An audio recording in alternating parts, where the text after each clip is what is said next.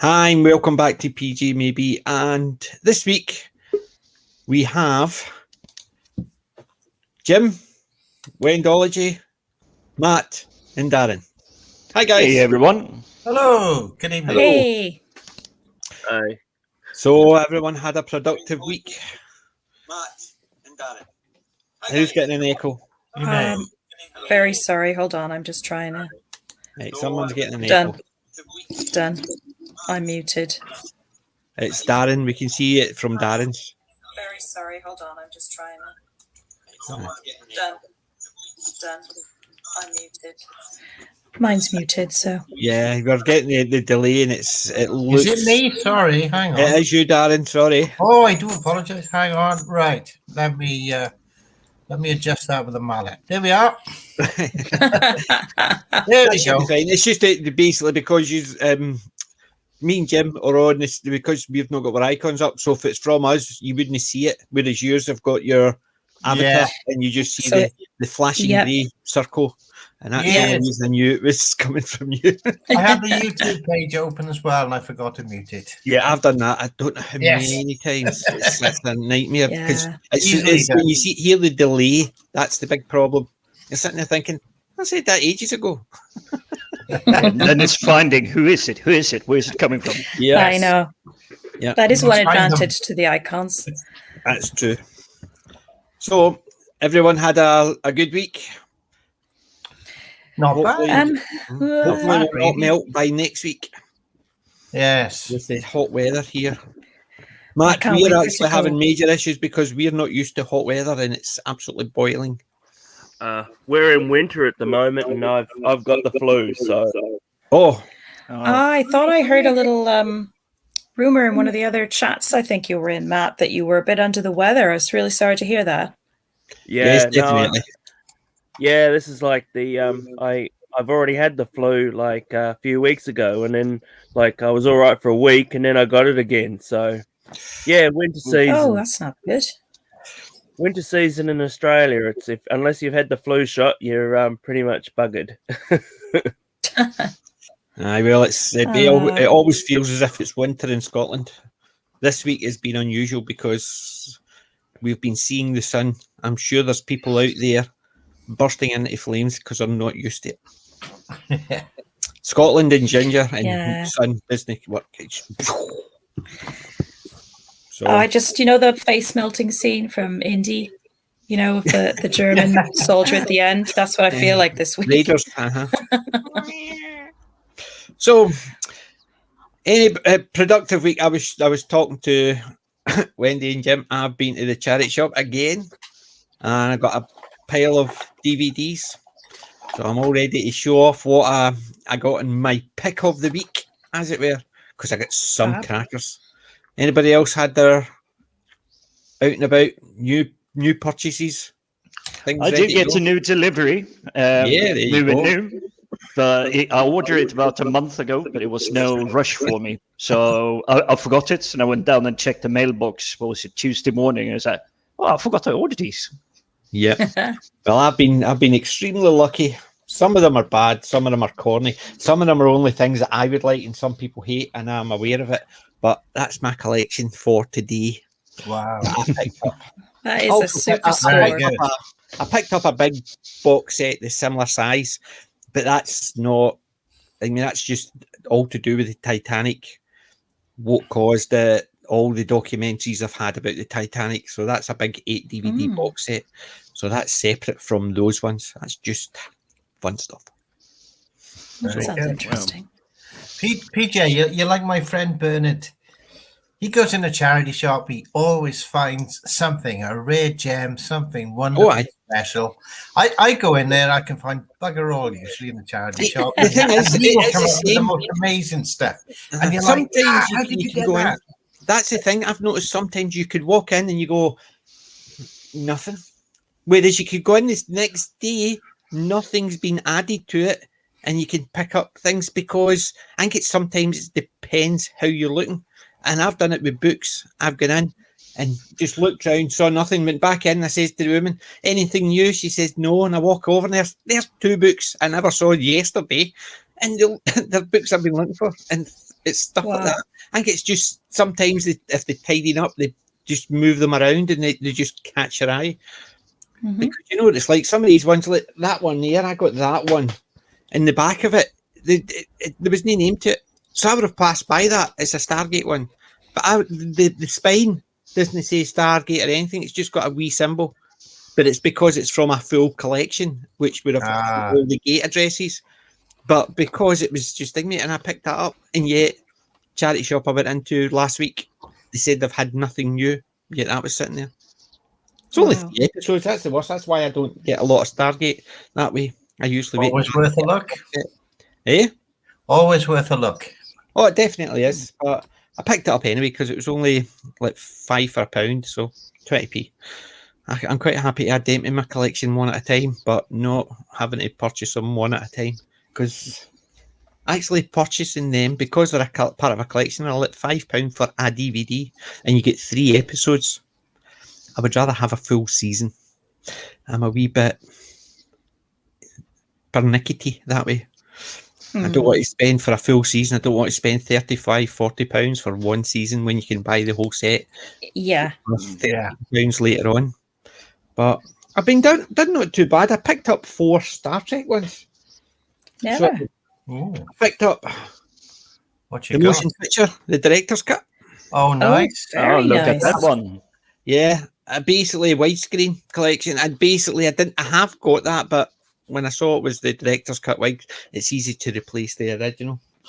They are supposedly redoing that in 4K now for yet another release, I've heard. And I picked up another version of The Wrath of Khan. Oh, that's the widescreen director's edition as well. Nice. Holy cow. So that's replacing the one I've got. That's and great. I also picked up 5. So I did the Final Frontier. So I picked that up as well. It's the same idea. Got those, but having them in a nice wee box set, and they're basically the director's cut wide edition. Yeah, that's worth it. Sorry, widescreen, not wide edition. When I say wide edition, they expect a wee guy going, "You all right, big man? How's it going?" And I picked up Nemesis. I hadn't had that because it's not one of my favourites, but it'll add to the collection. So yeah, all right. I know it. Do you want to see my gem that I picked up? Go on then. Go on. Close Encounters! Yay. Oh, yeah. The third guide. Which one is it? It's the widescreen version, collector's edition. So somebody's collection had gone into the charity shop, and I picked up a lot of them. And it's they had all the collector's editions of things. Oh yeah! Wow! That is one of my all-time favorite films. Yeah, I love Close Encounters. It's just one of those. I've only ever seen it once this year. Oh, this year. That's the first time ever, because I got told Ian David Diaz told me I had to watch it. So I said, "Oh look, I've had it on Blu-ray for years, but I've never watched it." I just every so often I still do that when I get. And then I watched it, and I was like, it's all right, I guess. And he's like, oh well, that's because all the tropes had been overused over the years. So exactly, I suppose it is that. You think about it, because I was talking to my wife. She had watched Jaws last night. It was on the TV. Oh, Jaws holds up though. Jaws, but she'd never seen Jaws. She'd seen clips here and there throughout, so she knew all the tropes. So I've been mentioning things like we're going to need a big boat. The bit with it, and that's what I was saying. I was talking about it, and she says she'd never seen it, but every part she'd seen bits of it, and it was just a program that was talking about it, and she realised all the bits they were talking about, she hadn't seen. She had seen, so all the major parts, because it's been out for such a long time. Well, it's been out a long time, but Jaws. That's my favourite film, I think, of all time ever. Well, that's what she was saying about the shark looks unrealistic. I says, but considering the it's shark, not about that. The shark only appeared, what was it, near the end before it appeared, apart from the fin, or because it was always people who suddenly disappear or suddenly jerk and then get pulled down, and it was the music and all that. It actually gave the suspense. So the shark not being realistic was not really. Sorry. if she wanted to see unrealistic sharks, she should have seen the one from Universal Studios. Oh my god, that was bad. That was in hinges. It had hinges. I have seen it because they used to have it as part of their ride. It would come out the water. My mom and dad something that surprised me on sharks is the Sharknado films. They're up to they're about as many Sharknado films as there is Fast and Furious. Mm-hmm. Oh God, yeah, the big Sharknado thing. Yeah, I think I might have seen one of those at one point back on the Sci-Fi Channel thing years ago. They're just great mad fun, I suppose. Mm-hmm. Yeah, they don't take themselves too seriously. It's actually become a trope in Dungeons and Dragons. So it's become a trope that the fact is in Dungeons and Dragons somebody has a spell and it's called a Sharknado. So the people are actually building small Sharknados, so they're getting the wee figures of the sharks and putting them into cotton wool. It's almost like a tornado, and they're basically painting it. As because it's become a trope, and Dungeons and Dragons have actually started using it. And I thought, there you go. There's something. It's a B movie at the best, and it is actually still so tropish that people are actually using it in other things. But wow, yeah, I picked up that one as well. She wore her yellow ribbon. John Wayne. Oh, nice classic. Heard of that. Yeah. John Wayne one. I do like John Wayne. We were talking. There was actually in the shop. They were selling a John Wayne big picture autographed. And I was so tempted to get it, but I didn't have space in here. Autographed. Yep. Somebody, their whole charity. It was just basically it was dedicated to somebody. It was just signed, and it's an old one. The charity shop were selling it for a good bit because they obviously knew what they had in their hand. Somebody put it into the charity shop, and I was so tempted, but I didn't have that type of cash. Plus, I had nowhere to hang it. It was a movie poster. Oh wow! And it's just one of those ones that you just signed bottom corner. John Wayne. I thought somebody's got that when they did the movie, and they've kept it. You could see it was old. It was basically not what you would class as pristine, but considering what it was and how old it would be, I thought, yeah. See, when we were over in the States, I got the picture. Seeing we went to do a flight over. Is it flight over Vegas? The helicopter flight.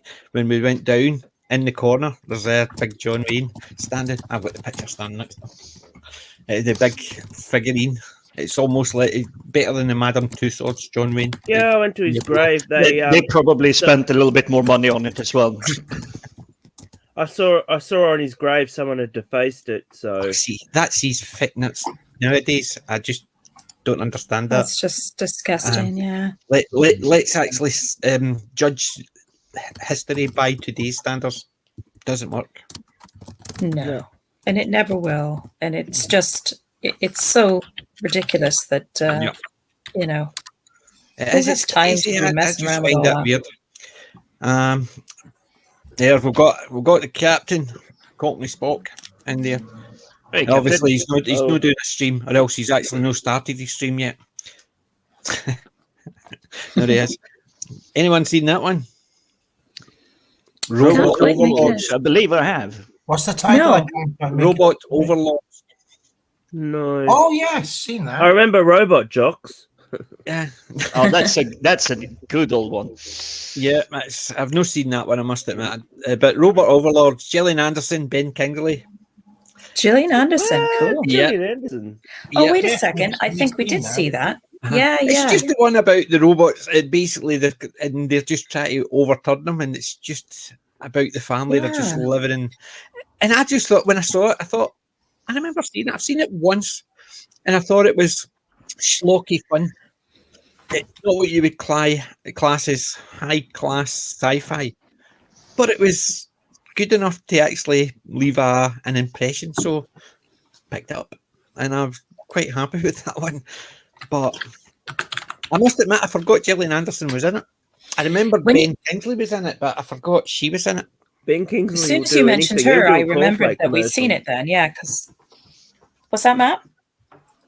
Oh, Ben Kingsley, he'll do anything nowadays, even a cornflake commercial. So, yeah, turn up to the opening in an envelope.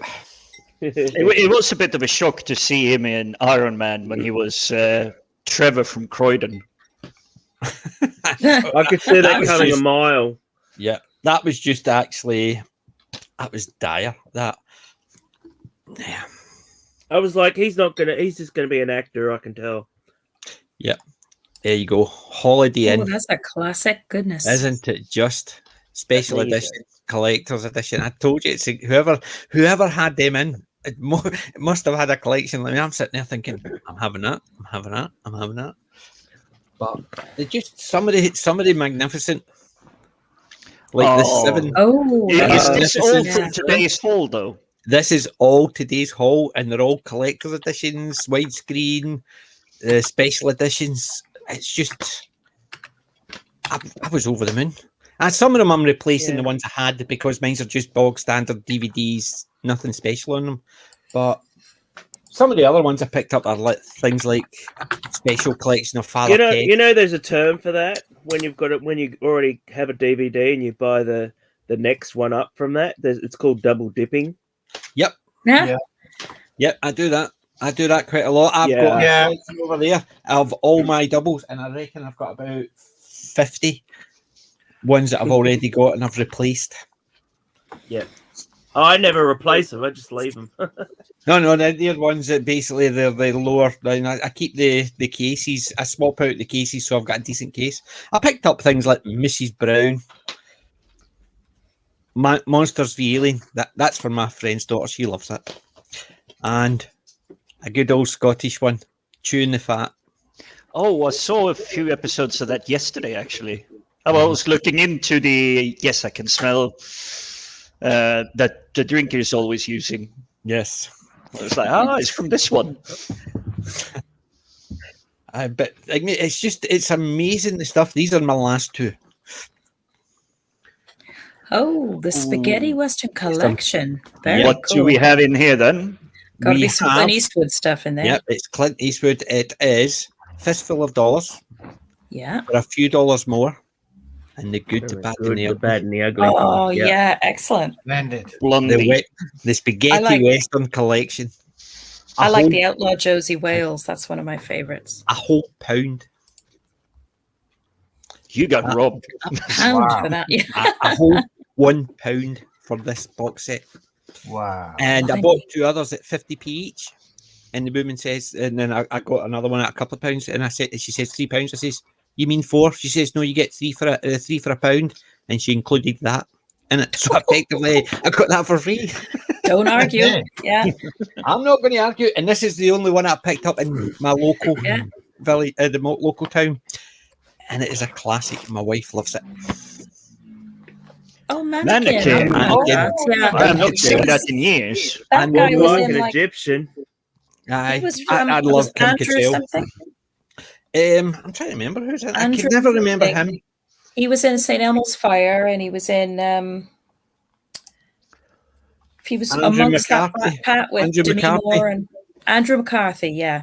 I could never remember his name. He always reminded me of Martin Short, and my wife says it always reminded her of someone else, but it's Kim Cattrall. I love Kim Cattrall. Oh yeah, wow! It's hard not to love Kim Cattrall. Well, I've got the Porkies, so I have. I got the. You got the whole collection of them. Yes, Porkies. What I think there was 3, wasn't it? Porkies 1, yeah, 2, Porkies 2, and Revenge or something. Yeah, so I got that box set a wee while back, but I remember that was probably one of the first movies that I thought I saw an American. Jock movies, I suppose you would class them as. I'd seen all the other types, and it was always the American TV show types, but this was the first one. It was more of an adult look to it, and I'm sitting there thinking, wow. And it was American Pie before American Pie, I suppose. Yeah. That bit of humour. So, Yeah, that was my collection today. That was what my haul, and I must admit, the one I'm most happy with is it's Close Encounters. Can he beat that one? That is the one magic. I would say is my best haul this week. Yeah. Yeah. I mean, I think that one is so special to so many of us because I saw it when it first came out in the theaters and it was really reflective of the times. And it just has a real family feel to it. And I can't really describe it, but that was something that my parents and I were fascinated by before the film came out. And then after the film came out, it was just like, it was such a cutting edge film in terms of the special effects at the time. And that's why it's really imprinted on so many of us. It was that wonder, that sense of absolute wonder that Spielberg built into that, that film as well. It was definitely in his, and in his heyday. There was a couple of things that I always remembered from it. It was weird. I always remember the Potato Mountain. Yeah, because we still do that. I used to still do that. Yeah, so mashed potato petite. Yeah, but the thing I remember most of it was they used to go do, do, do, do, do, and all that. I can't remember the hand signal thing. Yeah, I can never remember because you used to use your hands as part of your signal, so it was do, do, and all that. And I can't remember how it was just now. I'm going to have to rewatch it just to actually get the signal. But I thought. The fact is they use light, sound, and symbolism to do that. And to me, it was a case of, so they're not assuming they speak English by just transmitting words out and stuff like that. They were trying different ways to communicate. I thought very clever, very. It really was. It was so well done. Yeah, because it basically gave that impression that it is not just actually.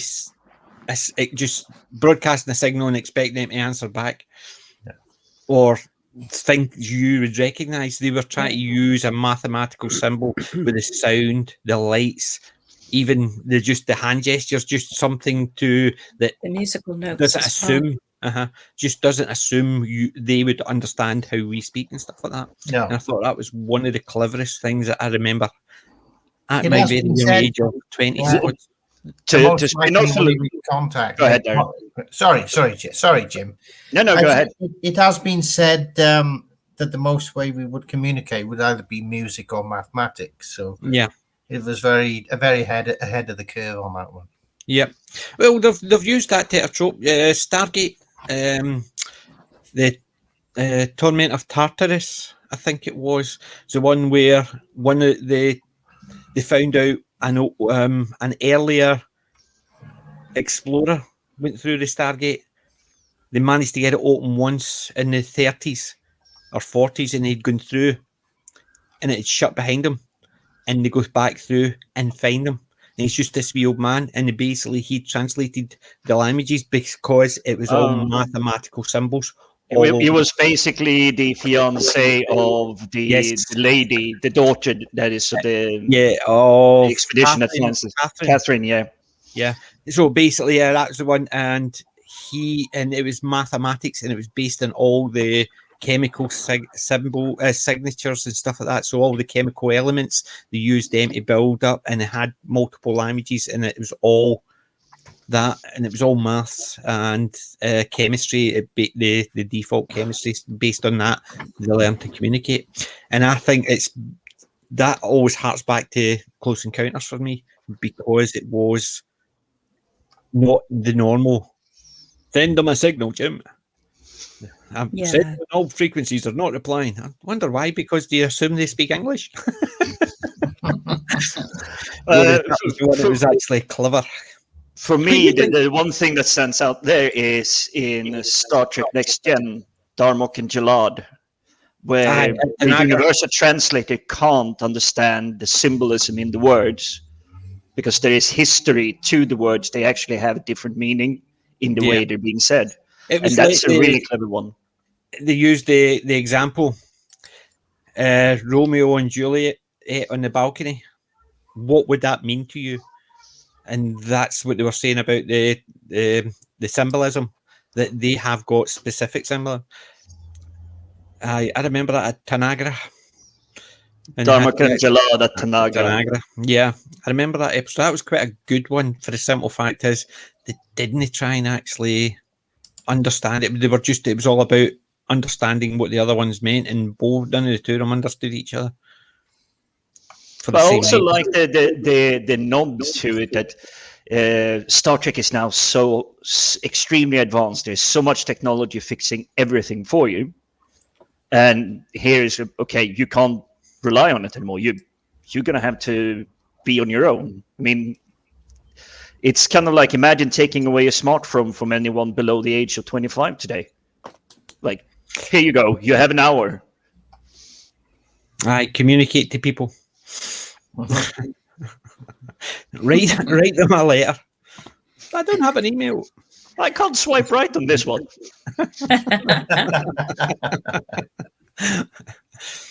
It always, see that one, that reminded me of the Gorn episode in the original Star Trek.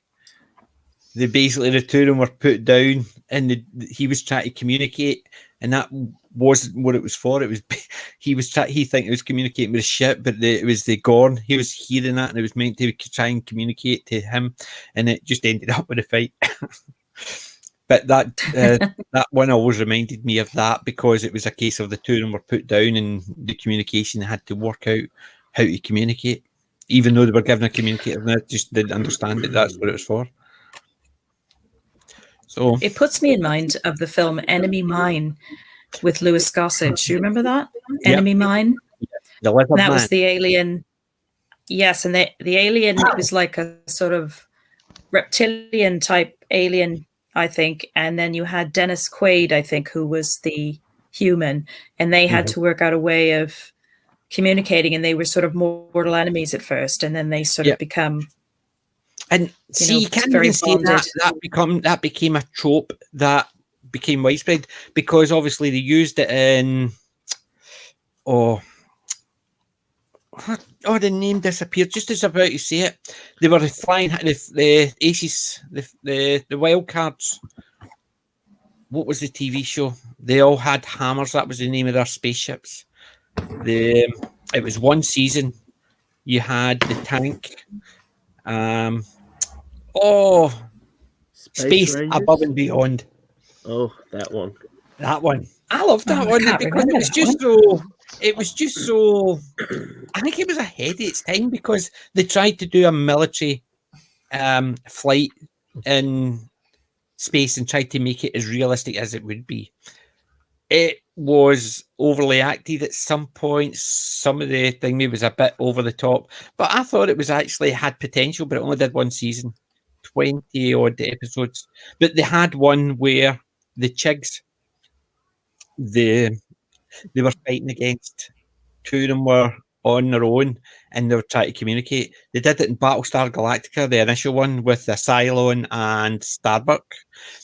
But to me, it was almost like that was a trope, like the Enemy Mine. But you can't even say it was there, because it always goes all the way back to the war movies, where you had the American and the Japanese stuck together in a place where something's trying to kill them or someone's trying to kill them, and they have to work together, even though the two of them can't speak each other's language. But they took it to the next level with that one, Enemy Mine, because it is such an iconic movie. And I think they've taken a trope that was already there and owned it. Because I think a lot of people recognise that trope from that movie. True? False? No? So, right, you've seen my picks I picked that I got this week. What about yourselves? Anybody? Well, I'll put my video on. I'll try and stay out of shot because I'm not looking the best. But here I'll show you mine. Okay. Let's see. I don't know if you can see that. Up Pompeii, up the Chastity Belt. It's all three movies. Is it all three movies? Have you got funny? What Churchill said to me? No, not that one. Is there another one? Is there? That's a TV show. Right. No, these are the movies. So, Frankie Howard's not really like huge over here, but yeah, these were released this week. So, I must admit, I love Frankie Howard. I think some of the stuff he's done is superb. I'm just trying.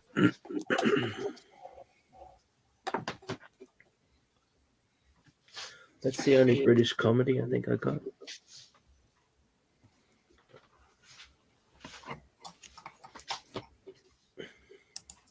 Can hear PJ rifling through his collection there. I've taken everything to the point I can't remember where I put everything.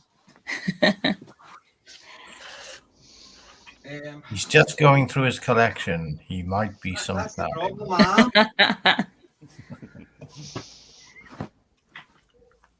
It's amazing. I remember saying that I'm going to organise it this way, this way, and this way, and I did, and I can't remember how I organised it. I think his man came here somewhere. I'll remember it later. Because I've got in that pile. There's the Morecambe and Wise. A different pile has got Norman Wisdom. Another one has got, and I'm sitting there thinking they're all stand up. So why are they not all together? There it's there. It's right in front of me. I walked right past it. It was sitting right next to me. So it's typical. It was right in front of me. In the Frankie Howard collection, it has Up Pompeii, Further Up Pompeii, The Best of Frankie Howard, and then Churchill Said to Me. Okay. Churchill Said to Me has got Nicholas Courtney in it. Really? As a captain. Basically, it's an old TV show. Yeah, it's not, but that's one I haven't seen yet. It's interesting, let's say. It's just typical. It's almost like it's like a set show that they've just put it all together into a series. Just because he does a lot to the camera, he hands up to the camera a lot. Yeah, but it's typical Frankie Howard. And I've also got the funny thing happened on the way to the forum. Yes, familiar with that one. That one as well. But I got some UK Blu-rays from eBay too this week. This is one of them. Oh, yeah, King Kong. That's the original version. Is that the 1950? 33. The original. Yeah, no. They upscaled it as well since it's Blu-ray. Is that Fairy? The female actress. Oh yeah. 33. Yeah. This is the original and the best. Yes, that's the one I used to watch growing up. Yeah, because that's the one my mum used to always laugh at me at, because she says I was 5 when I first saw it, and it was the first time she saw me crying at the telly. Oh. And she always used to tell me that right up until she passed. King Kong sitting greeting at the telly, because King Kong died, and I was sad because King Kong was the hero. Yeah. I know. I can't watch it now because I just get too upset. I can't even watch E.T. I'm such I just be in bits. Oh, I cried during that one too. Oh my God. Yeah. That bit where I thought he was really dead, you know. Honest to God. You know the funny thing? I used to have a speaking spell. Yeah. I used to have a speaking spell because my daughters, I bought it for my daughters, and we'd watched it. And it was late on. I'd watched it, and I'm sitting there thinking, I hope the kids don't try and actually cannibalise that. I just had a picture of my kids taking it apart, trying to actually build a signal. And but that classic King Kong is just the bomb. Yeah, well, there was a fair few premium collections, they're called. So these are about 10 years old, I believe. So I got this one as well. House of Wax. I've not seen that for a long time. This one has a 3D version, which I have a 3D TV, so I like the 3D stuff. That'll be trippy. Is it the 3D TV or the one that you have to use the Wii card? things over here? No, they actually have the these are the proper polarized ones. Yeah. So they're not red and blue. Yeah, because I remember having to watch them, and I used to watch those. The best one I ever saw. They did it was a cowboy and Indian, and I used to laugh because these cowboys are terrible because they always just hit at the side of the screen because you would see the arrow go thong, and it was just to show you so you had the impression it was coming towards you, but they always just hit the bit of wood right at the side of the screen. They're really bad aims. This next one, I have to thank you for this one because I didn't know that this was out on Blu-ray. So this is them. Oh, yay! That's definitely that's my go-to movie. I grew up. Yeah, scared of the giant ants and terrified of that because I used to have dreams that I used to hide in hedges because they were walking down the street, or I had to keep my windows closed in case they get in because they would climb over the building. But it became such a guilty pleasure. I just can't get enough of it. That one was a very early watch for me as well, so that was really surprising. That one. Well, you think about it, that was one of the ones that actually started the monster craze. Mm. So it was. Yeah, well, 1953. Yeah.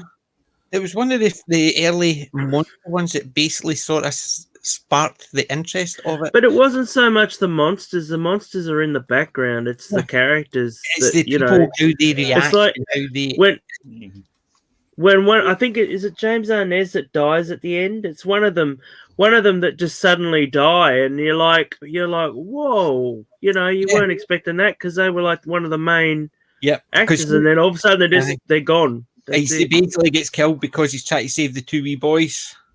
Yeah. He gets pinched. But do you know the scene I've always remembered from the very first time I saw it? On the ship, where the guy was trying to send a message and it comes crashing through, grabs him and drags him out, screaming. Oh, yeah. That was the one scene from when I saw it on TV, well before we had video recorders and stuff like that, until the next time I saw it, because it was hardly ever on TV. But I remember seeing it the very first time, and then when I got it in video and I watched it again, I thought, that scene's exactly how I remember it. And it was a good, like, it imprinted on you, yeah. It's just so imprinted because it was just such a classic, because it's type of things you never saw. And there's literally the giant ant come crashing through, grab the guy and drag him out. It wasn't the usual that you used to see the swoon and the big guy in a monster suit coming in. It was something that didn't look like a guy in a monster suit. It looked like a giant ant, and it always had that. But now I love it. It's definitely always on my watch list. I watch it minimum once a year, minimum, and I've been doing that for, I would say, the last 10, 15 years since I started getting in video. When I watched it again recently, after you reviewed it, because I remembered it and I thought, oh, got to get that. And when we watched it, I thought, wow, this really is ahead of its time. Because there were certain scenes, like when they're going into the tunnels hunting, I thought this could almost be like a forerunner for Aliens. Mm-hmm. It's really once this film gets going, it's superb. Yeah. And I remember getting introduced to them actually through a video game where it's a point and click. But it is you from coming the desert. to the town. Yep. And you are pretty much trying to investigate what's going on, because there's the report of mysterious disappearances, people vanishing. There is something out there, but yeah. I don't remember if I played a whole game, but that's how I got introduced to them. And I was like, I didn't know it was a film. I'm trying to remember the game I had. It had giant ants in it. Was it? Yeah, it was called It Came from the Desert. No, there was one on the Spectrum. It's a real old one. And was it Attic Attack or something like that? The main thing, instead of, you used to have in some of them, and there was always like rats or something. It would come in like if you were a dungeon crawl or something like that. It was always rats were the main wee things that you had to go through. But in this one, it was giant ants. And I think it was Attic Attack. It was a dungeon crawl type game in the Spectrum, and it's just one of those ones, and it was giant ants, and it basically that's when I started rethinking about them, because we had that, and then my dad had bought the DVD, the VHS player, and that's when we started collecting videos. This is another one that I got this week. Oh, I can't really see the name. That's James. It's The Mad Magician and the Tingler, the Vincent Price. Oh, double feature. I've not seen the Tingler. I've seen the Mad Magician. I've not seen the Tingler. But I don't recognise the name, the Tingler. That's yeah. You know what it's like. A lot of the Vincent Price ones, you would see it and you would recognise things. But that's the one where they put the electric shocks in the seats when they had them watching at the actual movie. This is it. God. This is the movie. This is the movie. Yeah, they used to have William Castle. William Castle, who used to do he used to have gimmicks when he'd produce these movies, and like one of them was this, and then I think there was he did 13 Ghosts as well, and I don't know if that's the one with he'd actually have a giant sheet come out on the actual in the actual theater to scare the people out. So yeah, that's cool. I love that film. There was, I'm trying to think, was it the Kentucky Fried movie? They did that. They did smell-o-vision and touch vision, and it was the guy goes in to watch it, and he's sitting there, and the guy comes up behind him, and he's looking at him, and it's in touch vision, and so basically it's a typical old classic movie. You're being hysterical. Stop that. Slapping the guy behind him, slaps him, and just all the feeling. And then it's all to do with that. There's a knife to his throat, and the guy's sitting there like that, and the usher's got the knife to his throat because, put that knife down, don't cut. And he's going, no. And it's all that. And then eventually it gets to the end, and he's sort of sitting there relaxed. And then the next movie is Deep Throat, and the guy looks up and runs away. And it's based on the fact is I think it was when those movies came out where they always had the gimmick, and it was taking the mickey out the gimmick, smell-o-vision. Yeah. Because they would have a wee spray in front of you every time something happened. They would spray a wee smell, so you had that immersion in it and stuff like that. And I think Kentucky Fried movie took the mickey out of it. And I remember in the early 80s they had it was 3D. 3D came back, and I remember seeing 3D for the first time, and there was a movie called Metal Storm, and they threw a giant ball with a spike on it out, and I remember ducking. And I was like, yeah, that was good 3D. But this is the whole blue and red thing, Yeah, I remember them. That's the ones that I was saying about the old cowboy and Indian ones, where they always fired right at the camera, and it always stuck in the door right beside. So, and I'm sitting there thinking they're not very good aims, but it was to show the arrow coming straight towards you, so you have to go with that. But it was literally I just used to love the cool cardboard glasses with the. We used to love those as kids. We'd be like, everybody's starting around with them. You've been watching a TV movie.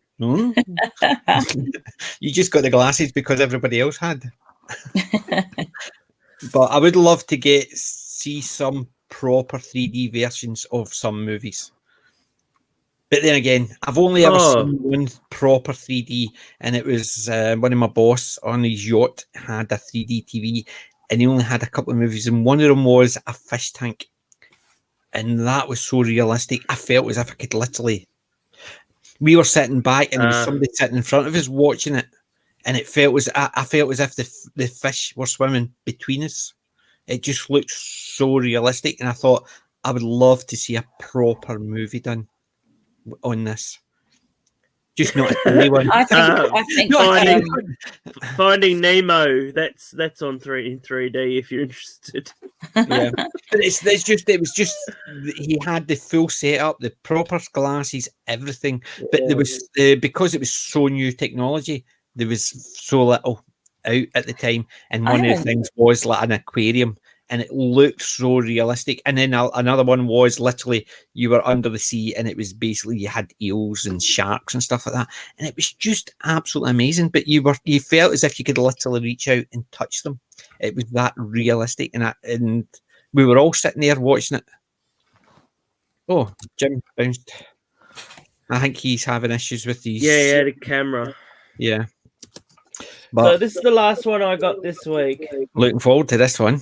If the other ones you've seen is are anything to go by, I'm so looking forward to this. Well, I hope you don't get banned for this one. Back in the 90s, we used to have we have a multicultural channel called SBS here, and they used to show in the mid 90s. They used to have this thing on Saturday nights called Cult Movies, and they used to show like Hong Kong films and Japanese movies, and that's where I saw all the Godzilla and stuff like science fiction, horror, all those sort of things, and but not only from like Japan, but like France and all these weird things. I mean, there was like one called Killer Condom, which was crazy, but it's true. It had condom, but with teeth, and it was like they were aliens or something. They were genetically enhanced. Yeah, it was really weird.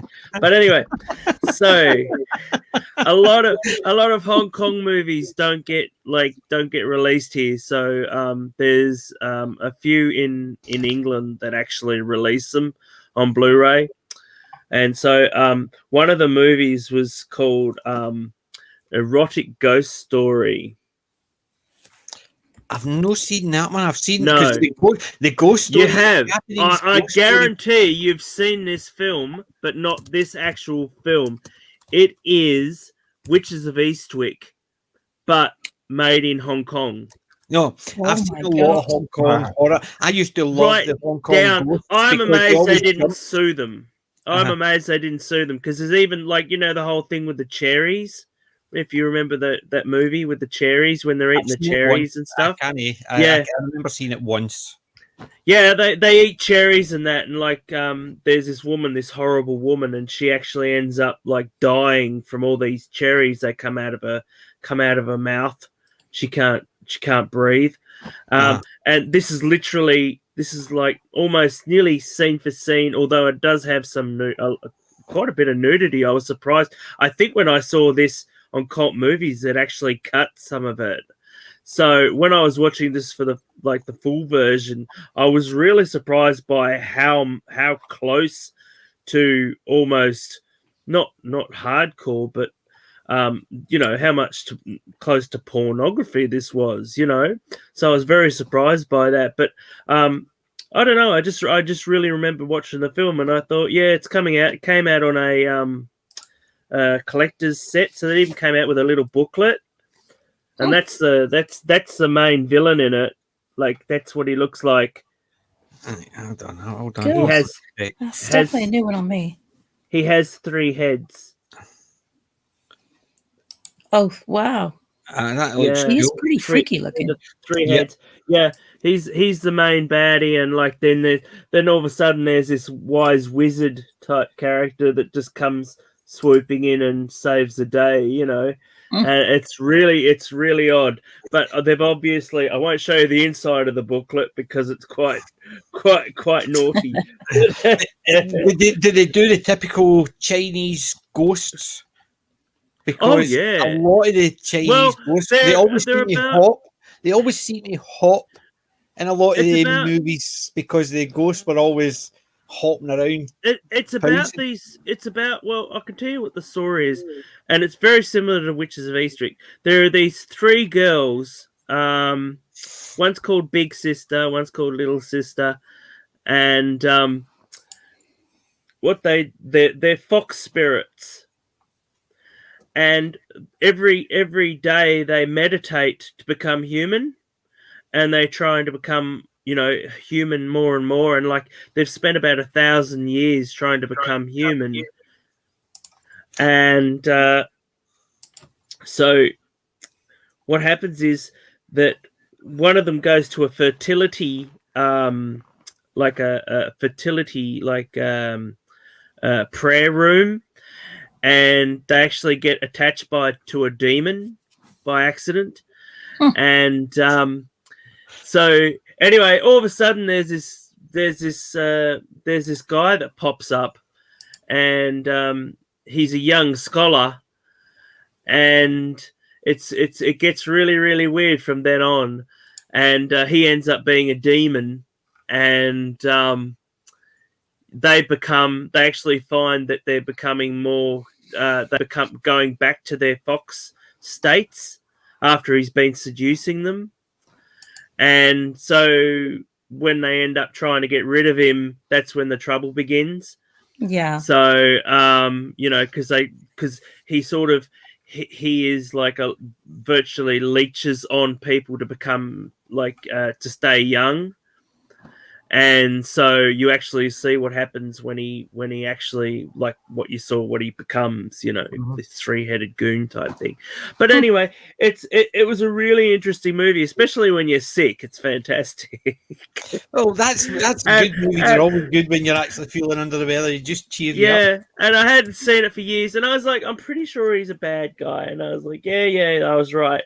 And then but yeah, I was just really surprised by the amount of nudity. And like one of the main actors in this, the female actors, she's very well known for her busty nature, but she doesn't get naked in it. She's the only one in there, and you can actually see, because it's on Blu-ray, you can actually see they've got stickers on her just to cover her up her naughty bits.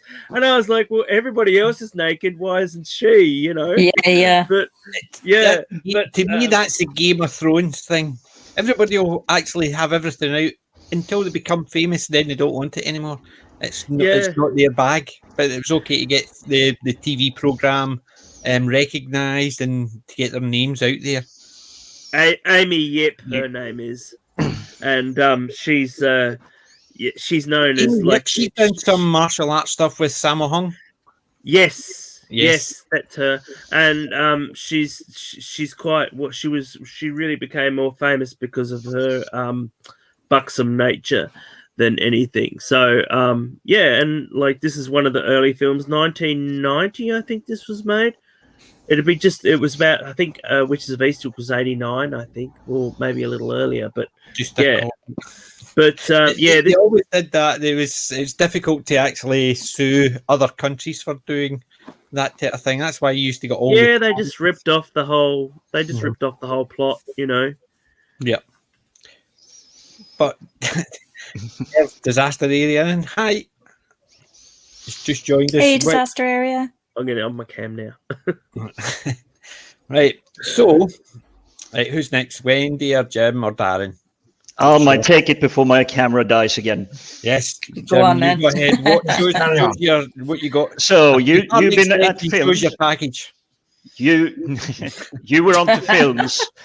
I got tipped off for this one. Oh, hello. I like the artwork in that. That looks really good. It is a supernatural, paranormal pet. Basically, they're just investigating the paranormal activities around a place called Burden Hill. See, that's fascinating. And just the idea of it, it's something right out of. See, look at the artwork in that. Yeah, I mean, that just looks amazing. That artwork. And I did get the second one. Oh, very good. And it's the same premise. And this is what I'm planning on reading next week. That's art by Jill Thompson. Jill Thompson. Yeah. Scary Godmother. Yep. And another big purchase I forgot that I was recommended to. Astro City. Who? Yeah, Kurt Busiek. See that picture? Hold it up a second, because see that picture? I've seen this one before. See the way the bird is? It's almost like he's got a cod piece on. Just the way the bird is flying in front of him, it's almost like he's wearing a cod piece. Don't you agree? It's just, why would they put the bird? It is a strange sort of juxtaposition. Yeah. It's just because of the way he's flying, and obviously with the bird flying and stuff like that. But just the way it is, it's almost like a cod piece. The very first time I saw that image, because I'm trying to remember who it is, did a review on that book and said it was really good. But I can't remember. It is. It is. It's fantastic. Right. There's actually a really great So I can hear an echo somewhere. There's a really great book, Astro City book, where a guy he has dreams about having a girlfriend, and he's in love and everything like that, and like in his real world he's not, he's alone, and what he finds out is that he is actually that there was a cosmic event like the Crisis on Infinite Earths, and that he actually did have a girlfriend, but she was removed from history, so he couldn't but he was still dreaming about her. So so someone came to help him, try and help him through this phase of having to deal without all of a sudden not having two lives, but not really, so that to me was a really, really good story. I was like, I was really like, it was something that hadn't been done before, and it was. I always remember that. And Astro City is like it's one of the greatest. I mean, even Samaritan, I think, is actually dead, and he is like, he saved the planet, so they treat him as a pretty much like a Superman, that Superman no more sort of character. So there's a statue dedicated to him and everything like that. So it has this great backstory to it, and all the characters and everything. There's like Jack in the Box, and it's an African American fella who owns a toy company, and he's a superhero of a day, of a night, and that, so he gets dressed up as a Jack in the Box, and it's a great series. I must admit, I haven't read it. Interesting. It's fantastic. It really is. Yeah, it's good. I'm looking forward to reading it next week during my birthday week. Yeah, basically, I was planning to read one today, the Dr. WTF, but I never got around to it because the weather was so nice. We decided to go out. Oh, happy anniversary to her, by the way. She's 4 years old now. Yawn. It's been 4 years. Is that episodes or No, since she was revealed. Yeah. Yes. They're trying to pull it, make it go further than what it actually is at the moment. They're implying she's the best ever. I saw the article in the paper how she was basically so successful. Yeah, that's just crazy. Yep. I'm saying nothing. I just like she is successful. She is successful at bringing it all down, but that's pretty much it. Yep. Definitely. Right. Hi, Cam. Thanks for joining us. Cam. Hey, Cam. So, Wend, what's your pick of the week? I'm going to say, now we're still doing like new purchases. Yep. Or are we on our... Well, we're still doing things that like recent things we picked up, or are we going to... Yes, that's the one. We'll stick with recent things we've picked up, because it's not necessarily all purchases, because some things, it's like Jim had said he'd ordered it a month ago. I picked up stuff at here's my new vacuum cleaner. I think the only thing we've picked up recently was only the Sylvester episode 20, season 24 box set, because I don't think we've got anything. Mm-hmm. Don't think we've got anything else recently. And we've got the Tom season 18 set as well. Yeah. Is the Tom season 18, is that the one with the new logo on it? Unfortunately, yes. Yeah. See, I'll avoid do. They all do. And you know what? There was a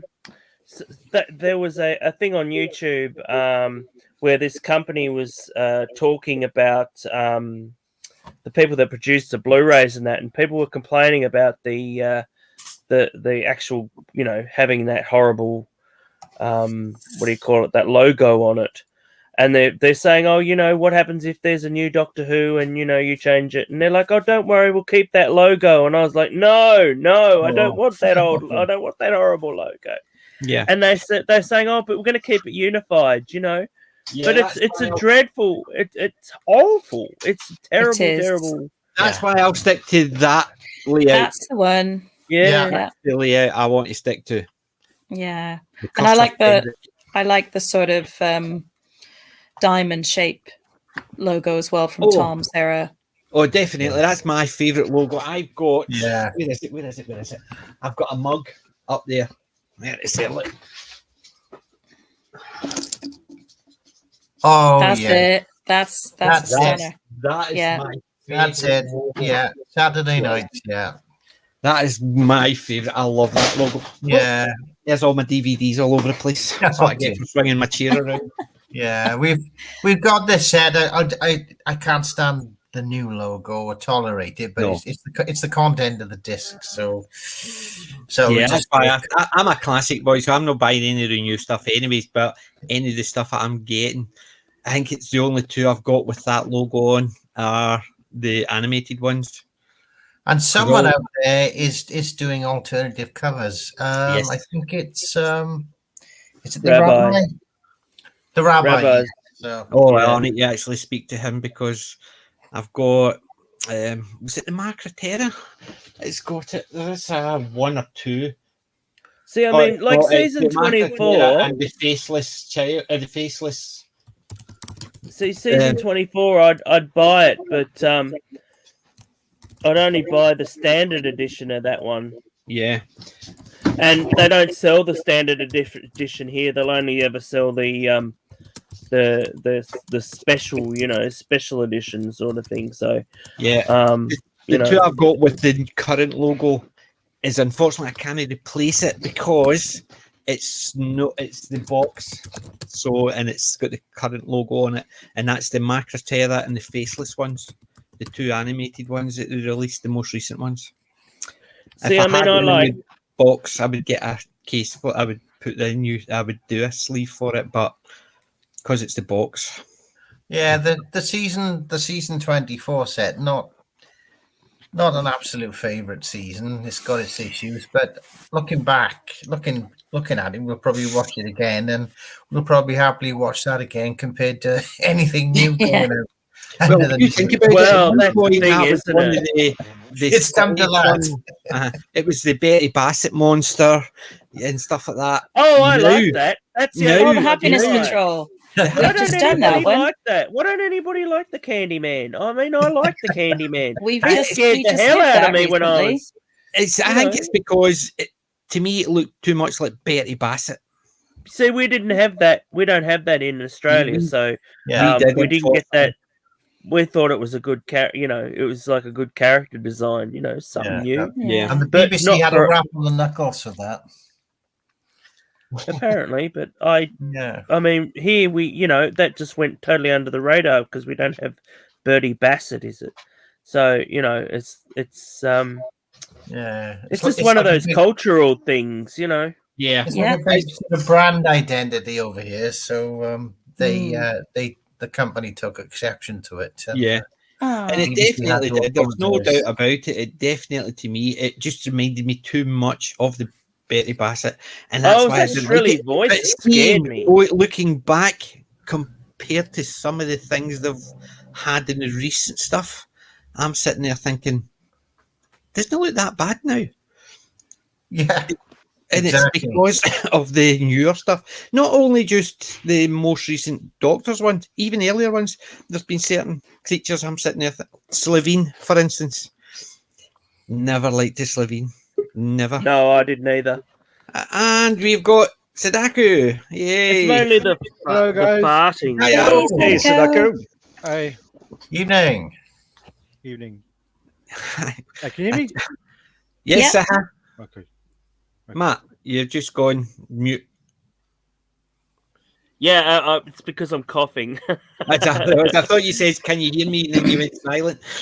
No, I didn't. No. No, it was Sadako said. That's what it was. See, I'm basically that's why I keep on saying I can't do the chat because I can't concentrate on two different things. I'm a guy. Leave me alone. Yeah, I'm trying to avoid making a mess of the microphone. So I was looking at that Yeti X, £125 over here. Yeah, it's you got to imagine it being over three. It's double the amount in Australian dollars, so it's quite a lot. Yeah, it's got to be a good investment, nice, you know. Yeah, this one cost me 20. Be an investment. Yeah, I've just can't do my voice change. I found I did a lot of that's all right. I saw someone on Doctor Who chat. They had a microphone that I bought like a couple of months back, and I got it from Kmart, and it was only like $15. So you know that everybody's got good. Yeah. You can get good stuff, but I kind of wanted to get something with a better quality, just all round. So that's what I thought I'd just invest in. Plus, I'm going to have my own channel eventually, so I thought I'll just that's good. Make an early. Yeah. Well, what's your channel? What are you going to make a channel about? Would you say? It won't be solely Doctor Who. I can tell you that much. It'll be classic TV. He's going to compete with me. Take all my viewers. No, never. No, not at all. Actually, we're on a different time zone, Matt, so we're okay. We're not actually going to compete exactly against each other. Real. I mean, you can't really have live shows because it's like so early in the morning. If I wanted any UK viewers, so I mean, when I'm doing these. When I'm doing these things with Dan and that, it's at 1 a.m. in the morning here and that, and I'm like, and we're already having little arguments and that at the moment, trying to get good, trying to get, a whole group of us together at the same time to do pre-records and that, and I'm the one that's always holding them back because of the time zone difference, and plus I work as well. Although I'm currently off at the moment, so with this flu, it's the same idea. You look at things, something as simple as Friday Night Tights. Yes, it's meant to start at 10 or half 10 UK time, but it usually starts at 11 and goes on for about 4 hours. But that's 11 p.m. It starts here, so it's on until 3 in the morning. They're obviously starting at like 5 in the evening over there. And that's not a big time difference, 6 hours or whatever. However, it's a big difference if you want to sit and watch it live. And same idea for you, Matt. Matt, you'll have the same issue. If you want to watch it, what's the time for 11 p.m. here? So you're talking about it's 10 at the moment over here, just after 10 here. So you think what that time would have to be just for you? Just after 7 o'clock here. But it's 7 o'clock in the morning, and it's I mean, it's like the guys really can only do some records after about in the afternoon at about 3 p.m. UK time, and that's 1 a.m. here. So it's it's a hassle, but it's just a matter of trying to work it all out, But that's the thing, you've got to have when you've got like 5-6 people that all have to be there, and trying to match up because we're all it's going to be like like an eclipse. Hi Alison. Hey Alison.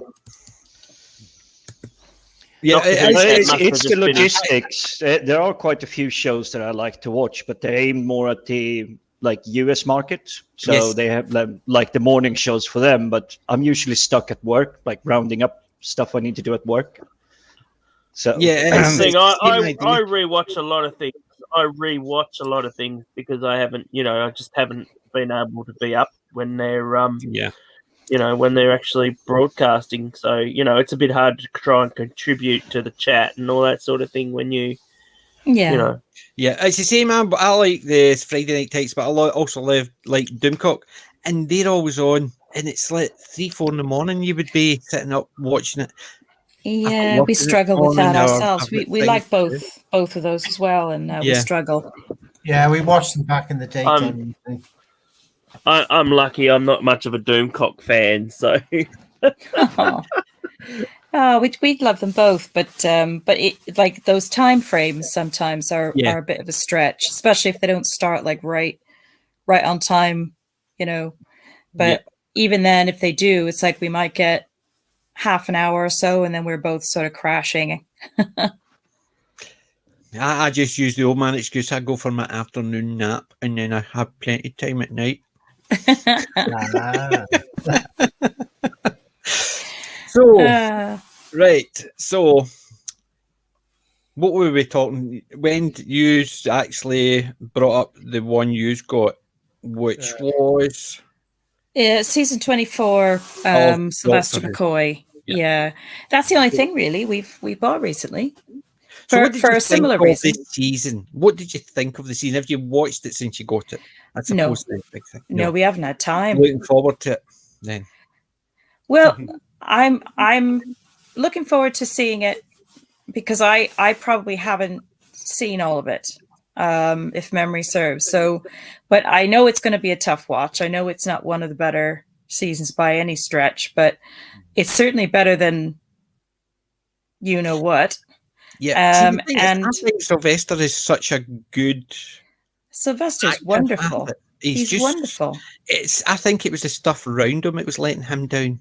Oh yeah, definitely. I mean, when we recently did the Happiness Patrol script, we did the script read on the Geek Insides channel. I was there. Yes, Sadako, exactly. I watched the Happiness Patrol a few times, obviously quite a few times, to sort of get in this in the frame, to do this the script read.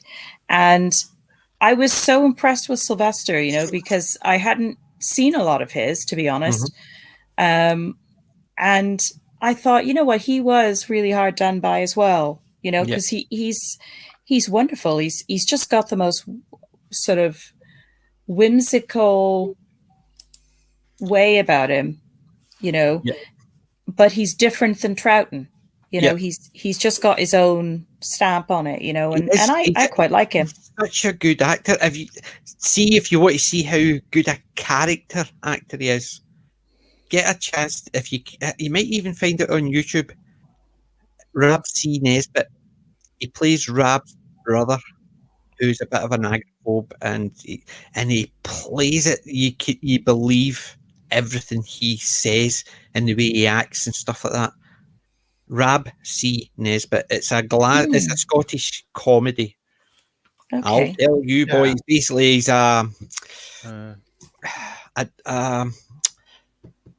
he doesn't like work. Let's put it that way. He's got the string vest and the bandage around his head. I'll tell you, boys. Always the political, telling the world his thoughts. But Rab C. Nesbitt was the name of the program.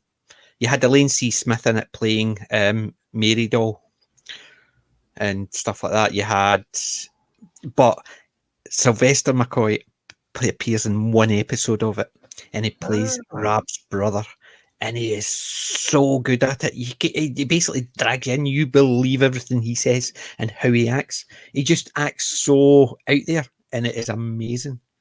But if you get a chance, have a look at that.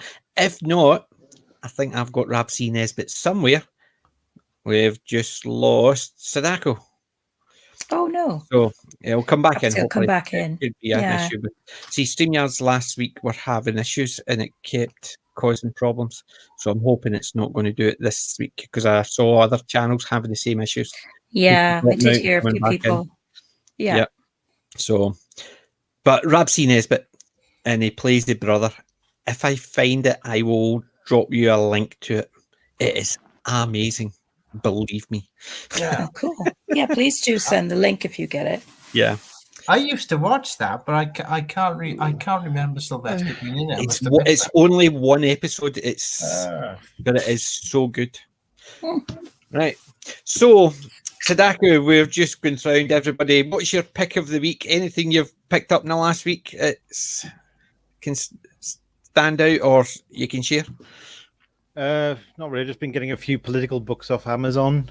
I've unwrapped some DVDs I bought before. Like earlier today, we were watching. I was doing a stream with Blue Bonnet on Logan's Run and. Yes, I know. I missed most of it because I was saying to the guys, I was out a lot of the day because it was such a hot day. It was. We were out, so we went down to the charity shops on the beach, and when I came in, it was already 109 minutes. And I love both of those movies, Westworld and Logan's Run. Yeah, fantastic. I missed most of it. I'm got it on for tomorrow's playback. Yeah, on my playback list as well. I loved rewatching Westworld. It's just such a riveting film. Oh, it was, yeah. Yeah, that's what I'm saying. I was really surprised by how good the first season of the Westworld TV series was. I really enjoyed that. I didn't catch that. No, it was a surprise. I didn't catch the new one. No, I will say the first one. The first season was amazing. Yeah. Oh, that's interesting. Don't move on to the second one. Whatever you do. I'm a classic boy. I very rarely watch new stuff, but that's what I was saying to Daco. I'd picked that one up. Nice Yul Brynner movie. I picked that up today.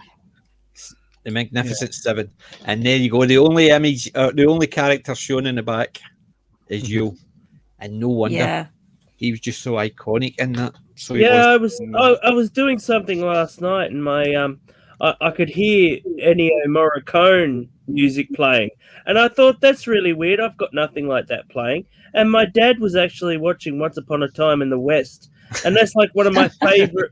That's like my favorite bloody damn Sergio Leone Western ever. Like I love that movie, and I was like, oh my god, my dad's cool. He's like, oh yeah, I'm watching that. Yeah, I got that. I said, oh, I've got the Blu-ray if you want to watch it. No, it's all right. I'll watch it on TV. And I'm like, yeah, but it's got ads in it.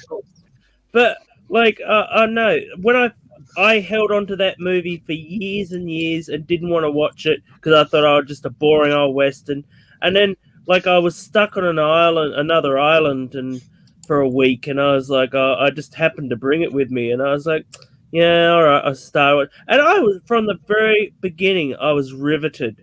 I was like, this is just amazing cinema, and it really surprised me. It's my number one ever. Western ever. Yeah. What would that class as my surprises me too? What would that class as my number one Western? Oh, see, that's a difficult one because apart from anything else, what would you class as a Western? Would you class things like The Alamo as a Western? Not really, but it's the same guys that are appearing in it, and it's set round about a couple of years before. A Western I'd love to see again is Carry On Cowboy.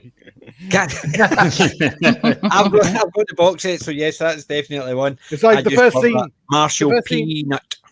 It's like the first scene is like he comes on to like he walks onto the set, and like there's these four kind of cowboys run, and he just shoots them all, and he goes, I wonder what they wanted. You see, I'd struggle to pick my favorites. I mean, there are so many really good ones, but if I'm going to have to be forced to choose one, it's technically not a Western, but it is Western setting. It's Blazing Saddles. Oh, yes. I'll have to go with The Good, the Bad, and the Ugly. Yeah, that is a good one. I might it'd be between The Good, the Bad, and the Ugly and The Outlaw Josie Wales for me. See, The Outlaw Josie Wales is such a good... See, that's why having a favourite Western, because Clint Eastwood did so many really good ones, but even the old classics, I love those because, yes, they were a lot cleaner the way it was actually done, but I don't know. It's one of those things. Can I pick my favourite one? I think The Good, the Bad, and the Ugly, just for the simple fact is, yes, it's probably I watched that more than anything. But see, The Outlaw Josie Wales is such a good one as well. Yeah. If we angle the question this way, then the last really good Western film made, and we're talking Wild West 6-shooters, because the more modern it becomes, the obviously issues. Oh God, I wouldn't know. For me, it would be Tombstone. I do not think there has been a good Western since Tombstone. Okay, yeah.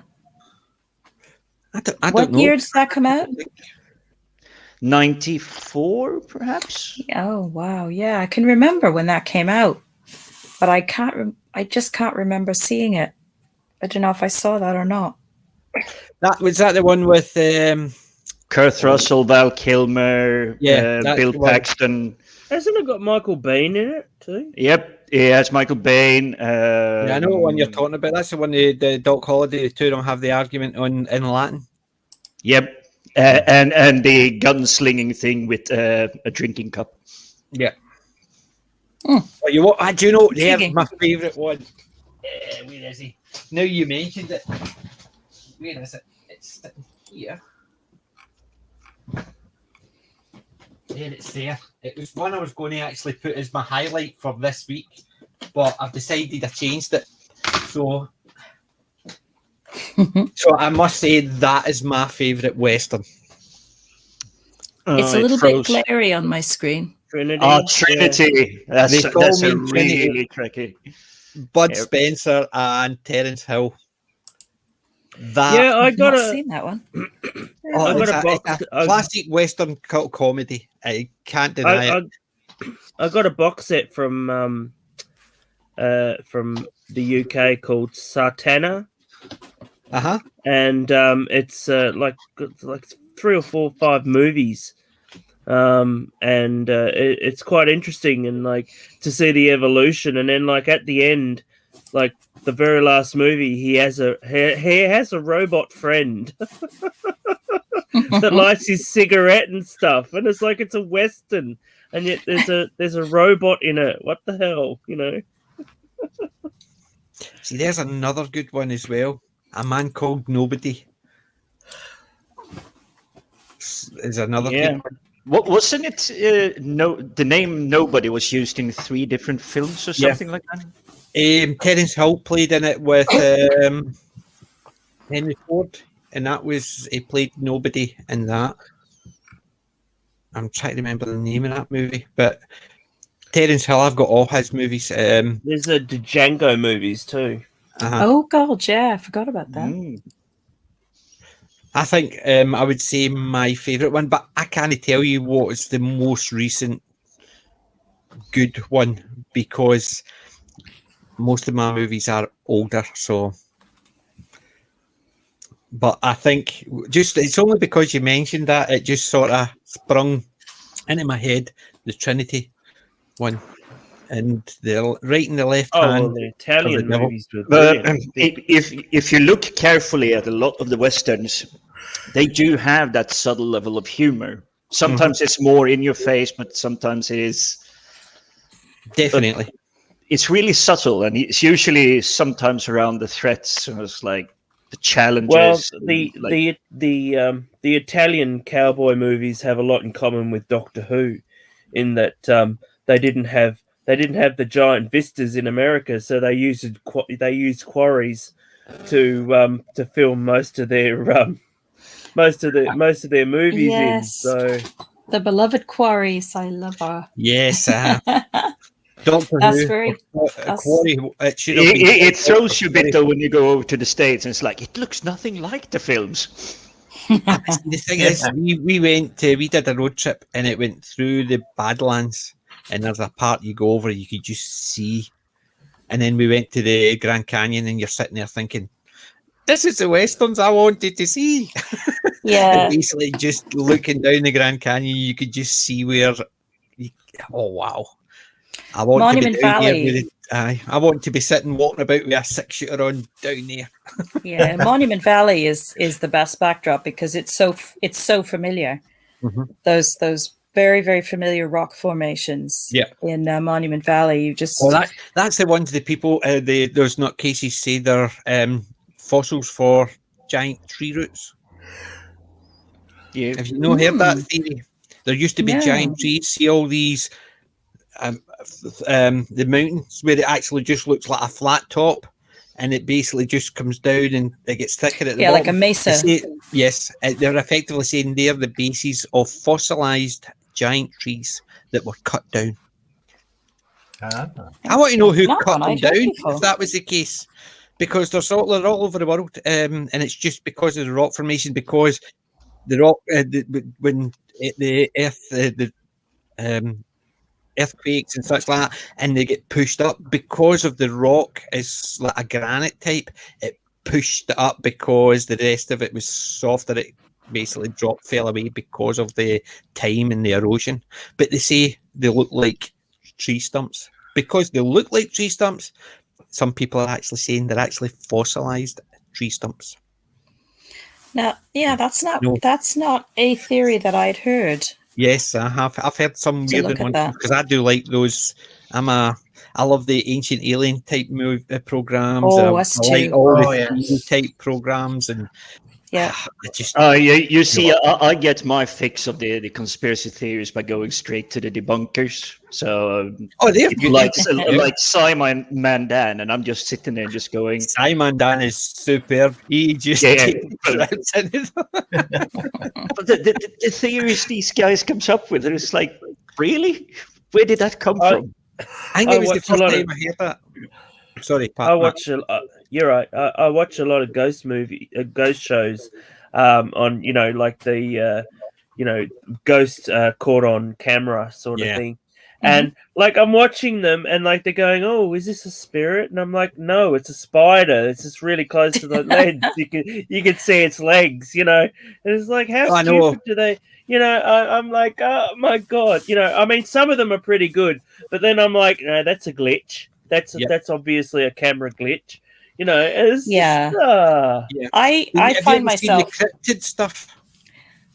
I enjoy the ghost programs myself, but like Matt was saying, you just think to yourself, they have to, you can just tell when they're sort of trying to sort of convince the viewers that what they're seeing is something really, really completely, what really switches me off the whole thing is when they're going around with these radio detector type things where they like actually speak. Oh, don't get me started on those. And I hate them. I'm like, as soon as people are like bring out those things, I'm like, well, you've just lost all credibility.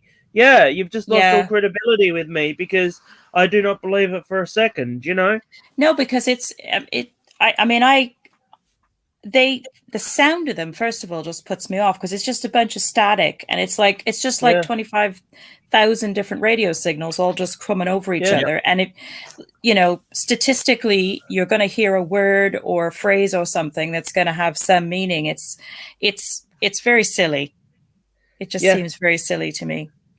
Yeah, I have a few favorites that I like watching, but sometimes, like if they ever bring out those things, I'm gonna Yeah, I can't buy into those, I'm afraid, but I do have some as well, that I quite enjoy watching. I've been watching the Ouija Brothers on YouTube. They've been on YouTube for ages, and I only just sort of stumbled on their channel the other day. They're actually I've never heard of them. What do they do?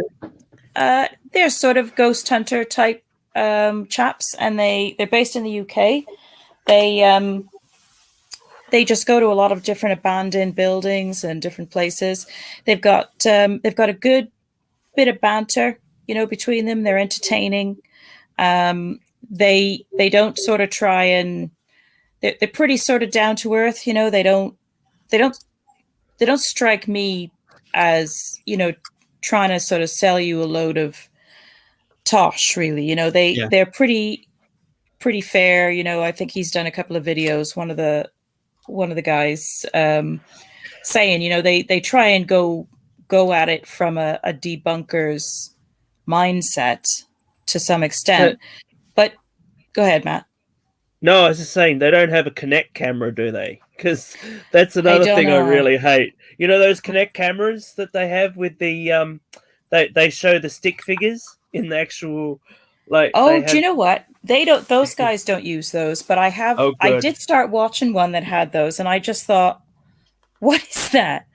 Yeah, it's a Kinect camera. They're just, it pretty much just finds tries to find images in objects, sort of thing, to find people in objects, and it's so stupid. And it's like based on the video game. The Xbox 360 had a Kinect system, so really it's just a load of baloney. And as soon as they bring them out, I'm like, no, I'm done there too. And yeah, the ones yeah, I really the Ghost enjoyed. Adventures really use it a lot. The guys from Ghost Adventures. There's one that I like called "Are You Haunted?" They're really, really good if you've never watched them. They're English, and they're back to basics. The guy who used to be who's in charge of that, used to be the what do you call them? The guy that used to be on what was it called? Most Haunted.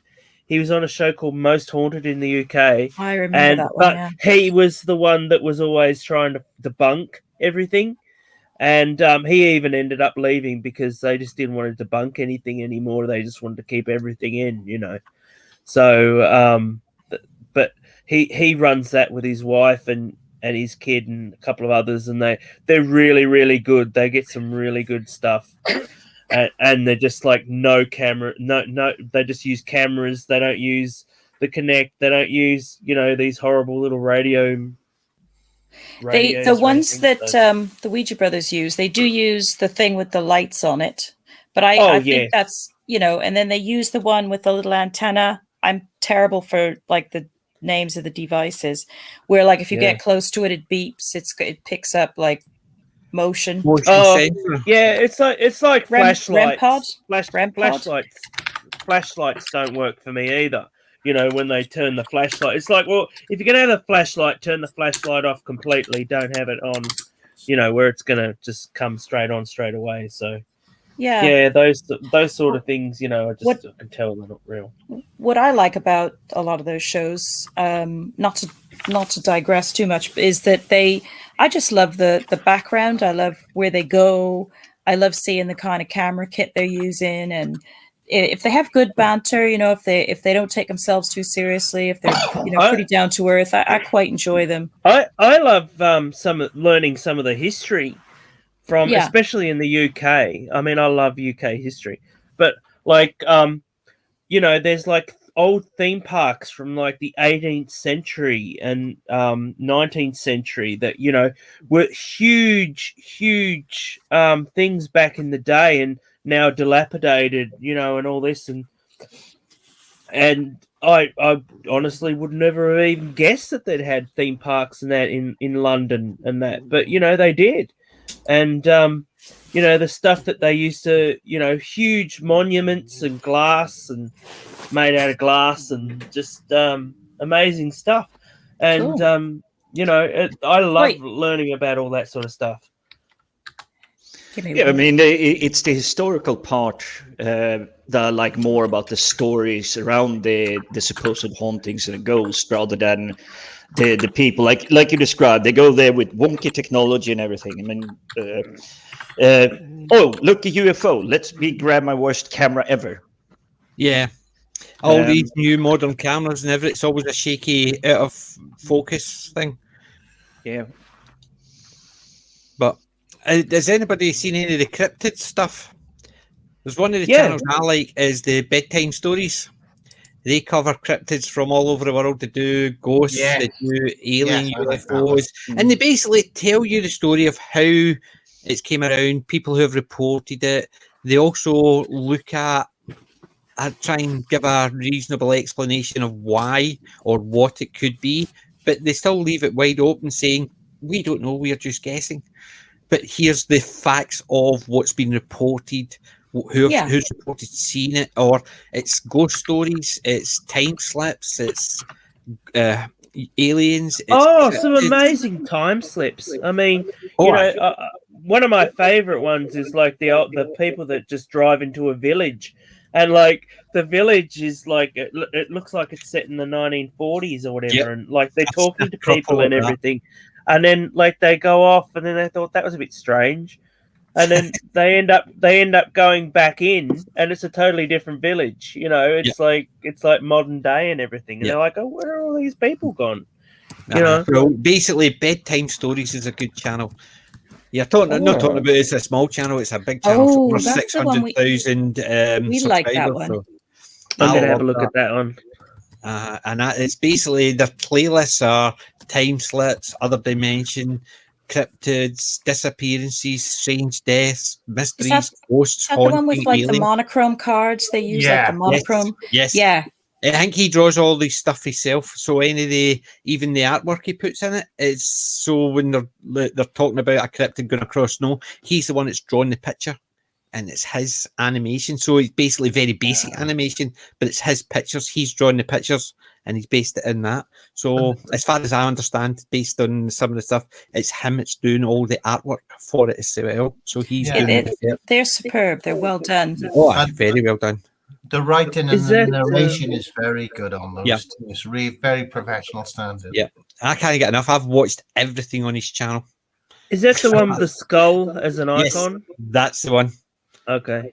They are good. When I came across him, I just sat and watched. It took me about a week and a half. I watched every single thing on his channel. It was just so compelling. It's very relaxing as well to listen to. He's got a nice. He doesn't push it too far. He basically tells you the facts. He tells you what people have reported, what investigation's been done into it, and then he gives you what he thinks it might have been, or what could have caused it, what these things could be. But he literally leaves it to the fact is we don't know. This is just hyperbole. It could be this, it could be that, but it could be something completely we don't know. So he doesn't stamp this is rubbish, these people are nuts. He just basically tells you as it is. Another one that I really like is Ghost Tech Paranormal. Ghost Tech Paranormal. Right. If you've never heard of that, that is really, really good. Really good.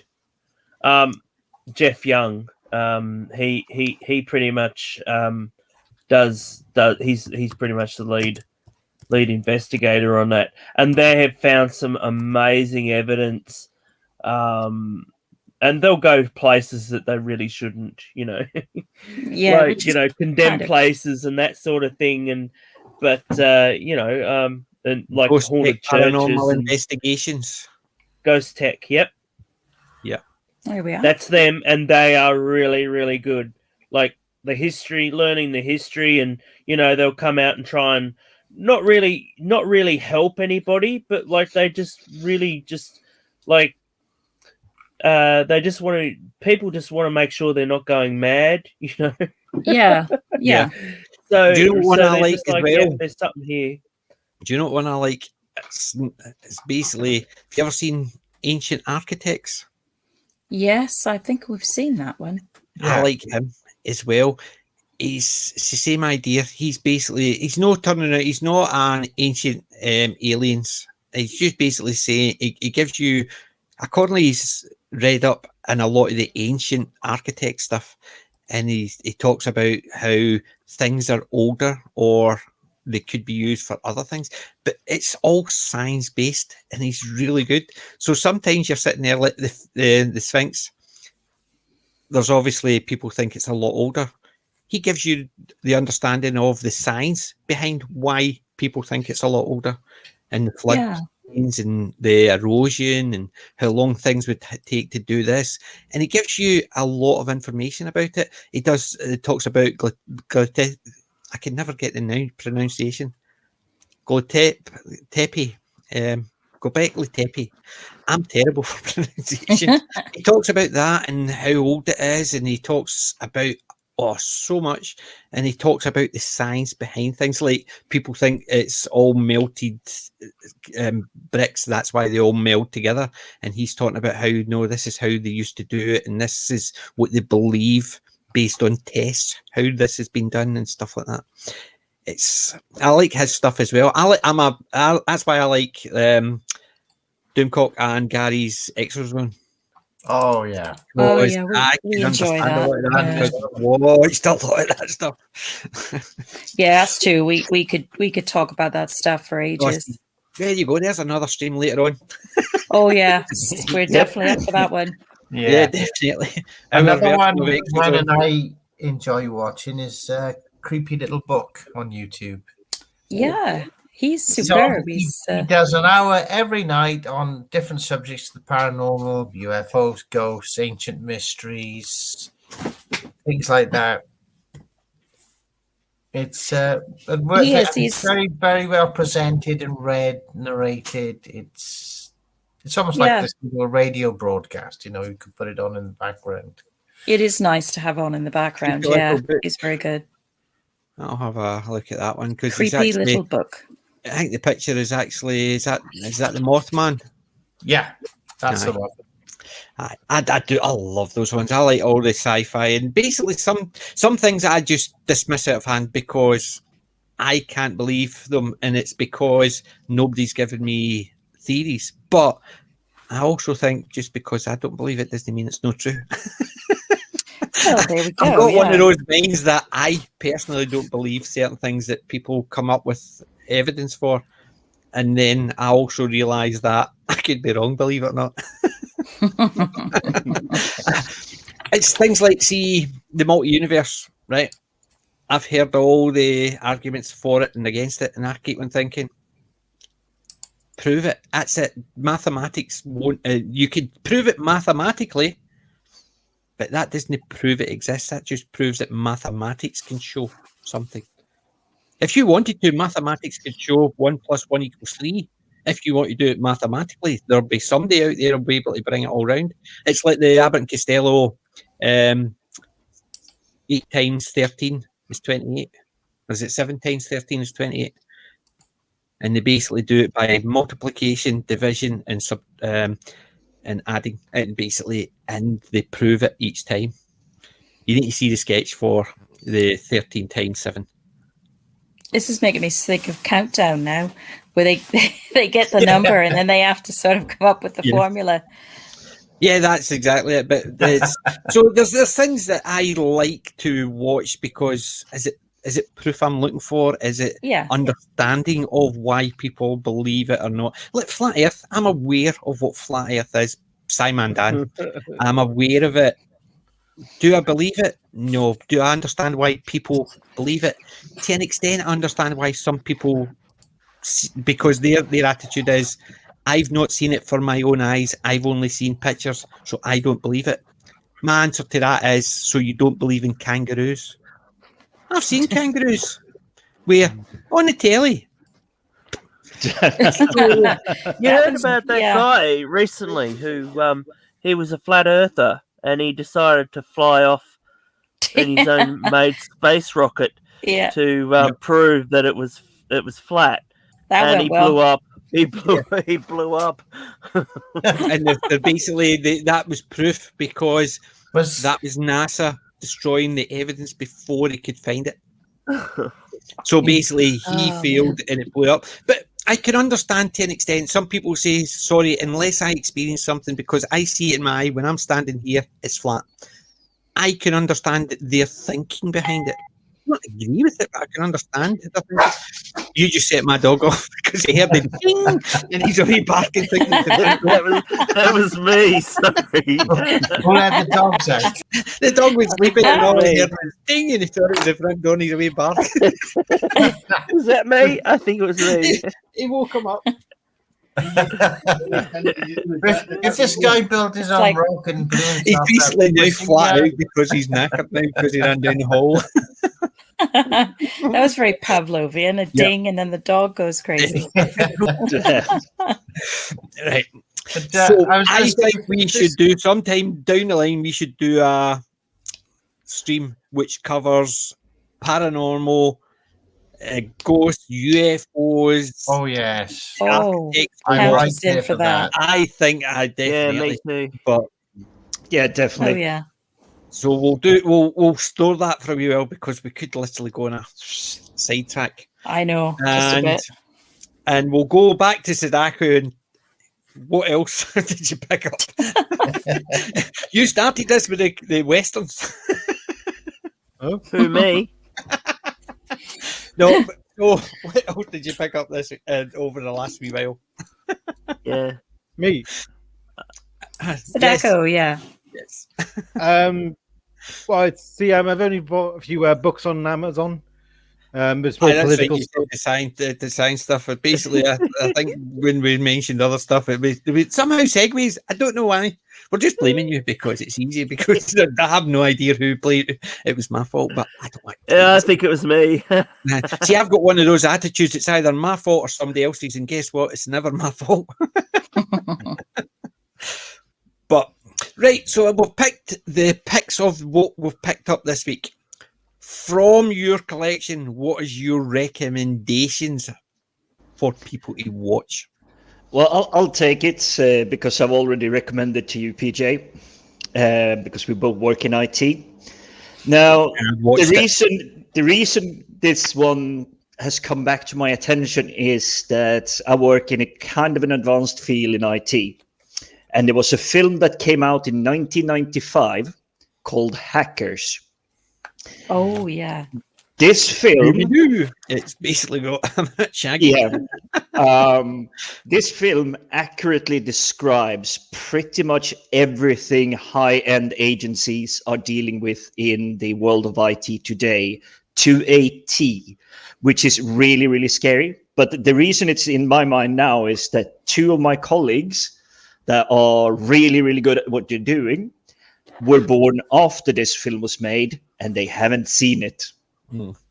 I enjoyed it, I must admit. The only things that I have issues with these type of movies is when they try and make it sexy, where they try and show you how it's really happening. They start off by actually showing you how tedious and how monotonous these hackers work. And then they go into how it looks and going through the data, and it's all here and it's popping up there. No, could you actually just stick with the reality? Yes, it might not be overly sexy, but it's scarier.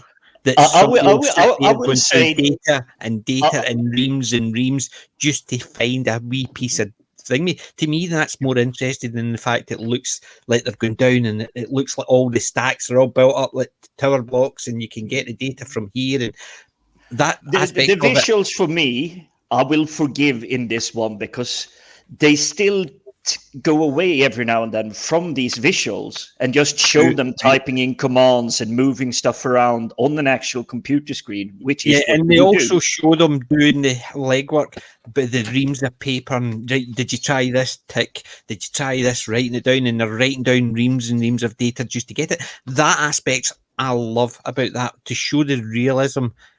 But it's when they actually say, right, we need to show it sexy. So you need to show these people as being sexy. They're hackers, no. Believe it or not, you've not got the sexy hacker. Who was the one? I can't even remember the guy's name, but he's been in a load of movies. Oh, you're talking about Fisher, yes. Mr. The Plague. Yes, The Plague. But The Plague is working right next to Penn from Penn and Teller. Oh, yes, I know. No, he's Teller. Teller. I always confuse him. Yeah, I did notice that he was in it, and that reminded me of the Judge Dredd, the wee hacker, the one that played Hux in Star Wars was the hacker in Dredd, and Taylor was the hacker or the assistant hacker in this one, and the two of them reminded me of each other. But I watched Hackers after your recommendation, and I enjoyed it. The only wee niggles I had was when they're trying to make all these look sexy. And but can you knock? I will say that the look sexy part. The film is from 1995. Can you knock the visuals? It's the people. I can understand the craziness of the people. It's just the visuals were actually quite good, but it takes me out of the story when it reminds me of Tron. It just sort of they try to actually show the sexiness of what computers look like inside as they're hacking it. No, I don't want to see that. I want to see what's happening outside. The people are actually doing the work. But I enjoyed the movie. I enjoyed the characters in it. it was only the wee niggles of when they try and make all, this is how the data is transported and this is how you get it. Yeah, the inside of the cycles and all that. Yeah, the inside the computer part I just thought was crazy. You're not a fan of Tron?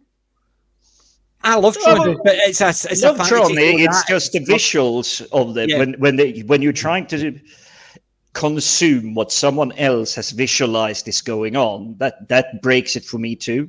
Yeah, but I will say sometimes they manage to do some really gorgeous things. Take the Matrix, for example, with just the green text flowing down the screen. The Matrix, Tron. I love Tron because Tron was a fantasy, get into a computer game, so that I can suspend my disbelief for that. That's the problem. It's when they're trying to show how gritty these hackers are, and then they try and take you out by showing you this part, and it takes it away because it's too Tron-like. I want this fantasy and reality separated. I don't want them to try and show this factual how things are done, and then they show you a bit of fantasy. It takes me out. Whereas I love Tron. I love the original Tron. I used to want one of their bikes. I did. We all did. I would so much want a full motorcycle that can shrink to the size of a baton and just put it in my back pocket. I just go whoop, and away I go. Yeah, they were cool. Blimey, on the other side of the screen, it all seems so easy. Yep. Yeah, Cornway's and just inside that thing we're actually all staring at. It's inside there somewhere. All they need to do is drag us in, and they're getting more images. So maybe they're creating 3D avatars of us in there already. They're just waiting for our bodies to be downloaded. Crossed. Ready Player One, here we come. Oh, I love that movie, one. Not the movie, the book. The book is far superior to the movie. The movie, they cut it down so much. And but there is so much ground being covered in the book. I mean, it's literally 3 eras in computing that is covered. The problem is when they try and say, right, we're going to film this book, my first thing is no, because the book is so complex, you have to hack it to pieces to make it fit, and then it stops being like the book. So what you're doing is just taking the premise. If they say we're taking the premise of the book and we're going to make a TV program about it, no issues. So when they say we're going to adapt it, and that means they're going to cut it to pieces. Big Wheel of Time fan, and I think Amazon is going to butcher it. Wheel of Time has got very strong females. There's the 3 main male characters. There's a few other main male characters, but there's loads of female characters. The female characters, but not only that, the male characters too are really strong, independent, and driven as well. But so it's not as if they can act. They're going to have to say, right, we're going to highlight this character and make it better, because there's a lot of that already there. So they don't need to change. Well, the trouble is going to be to make the female characters better, because they are already in the book. That's good, but I know exactly which part they're gonna go wrong here, and that is that they're gonna make the ladies super strong from the beginning, leaving them no journey to become as strong as they are toward the end of it. See, do you know whose journey I want to see? I want to see Randall Thor, the dragon, and Egwene, Nynaeve. Nynaeve is the 2 I want to see, because their journey in the book is pivotal, and both of them become the strongest in their sides of the power. It's not the Force; it's similar to the Force. So you've got the Aes Sedai, you've got the male, which and the female. Sidene. So you've got Sidene and Sidar, the 2 types of Force. The books are amazing. My favourite are the first 3 books. The rest of them sort of meander. And then when it went to Brandon Sanderson, I've got a very popular opinion of that, because I think it killed it, because Robert Jordan gave him the notes to finish the book, and he decided to make it into 3 books, which means he would have had to add stuff, and you can see things that have just been introduced in the last 3 books, and you're sitting there thinking, never mentioned before, but they're introduced in the last 3 books and they go nowhere. And if I will pick my favorite there, It's Perrin by Aram. Oh, I love Perrin. Because of the wolf story. Yes. I'm a huge David Eddings fan. So, but you can imagine us two are actually the Wheel of Time. That's another review as well. But I loved it. I loved Matt and the Band of the Red Hand. I love Perrin Abara and Hopper, the World of Dreams. There's just so much in that whole range of books. There's 13 books. That's including the prequel as well. And even in other languages, this is a trivia for you. In other languages, it was split up into 26 books. Because each book is a large. Look at the books. That's fascinating. I'm just looking at him on Google, David Eddings. That's definitely one I would strongly recommend Belgariad and then follow up with the Mandalorian. Yes, right. There's one of the books. How many pages? Right. I'm just looking at the last page here. 668, and that's not the biggest book. 668 pages. Wow. And that is book 9. And that's not the biggest book. It's not the smallest, but it's probably an average book for his. He's got books over 700 pages. That's just so incredibly prolific. I can't get my head. He did not pull a George R.R. Martin on that stuff. Yeah, he unfortunately passed away, but he didn't stop. Look at that book there. Lord of Chaos. Look at the thickness of it. This is one of these thicker books, and it goes to 900 pages. 900 pages. And that book is really good. The first 3 books are the best. I've got the first 5 in paperback, and they're so dog-eared. Because every time a new book came out, I read the whole series. So my first 5 books are dog-eared. They're falling apart. But I love that series. And the fact that Amazon have got it, they're going to butcher it. Yeah, it's a bit like The Watch. Like we just were horrified that they were going to just butcher Terry Pratchett's wonderful sort of world that he created. Terry, don't touch the watch. You want to watch the watch? Watch it in either a Hogfather. None of that rubbish that they did. I saw that watch. That was rubbish. You got that one? I know. Wheel of Time. That's his encyclopedia about it. It covers all the races. It covers all the land. So suffice to say that the world is huge. There's rich history between the cities and stuff that's been going on.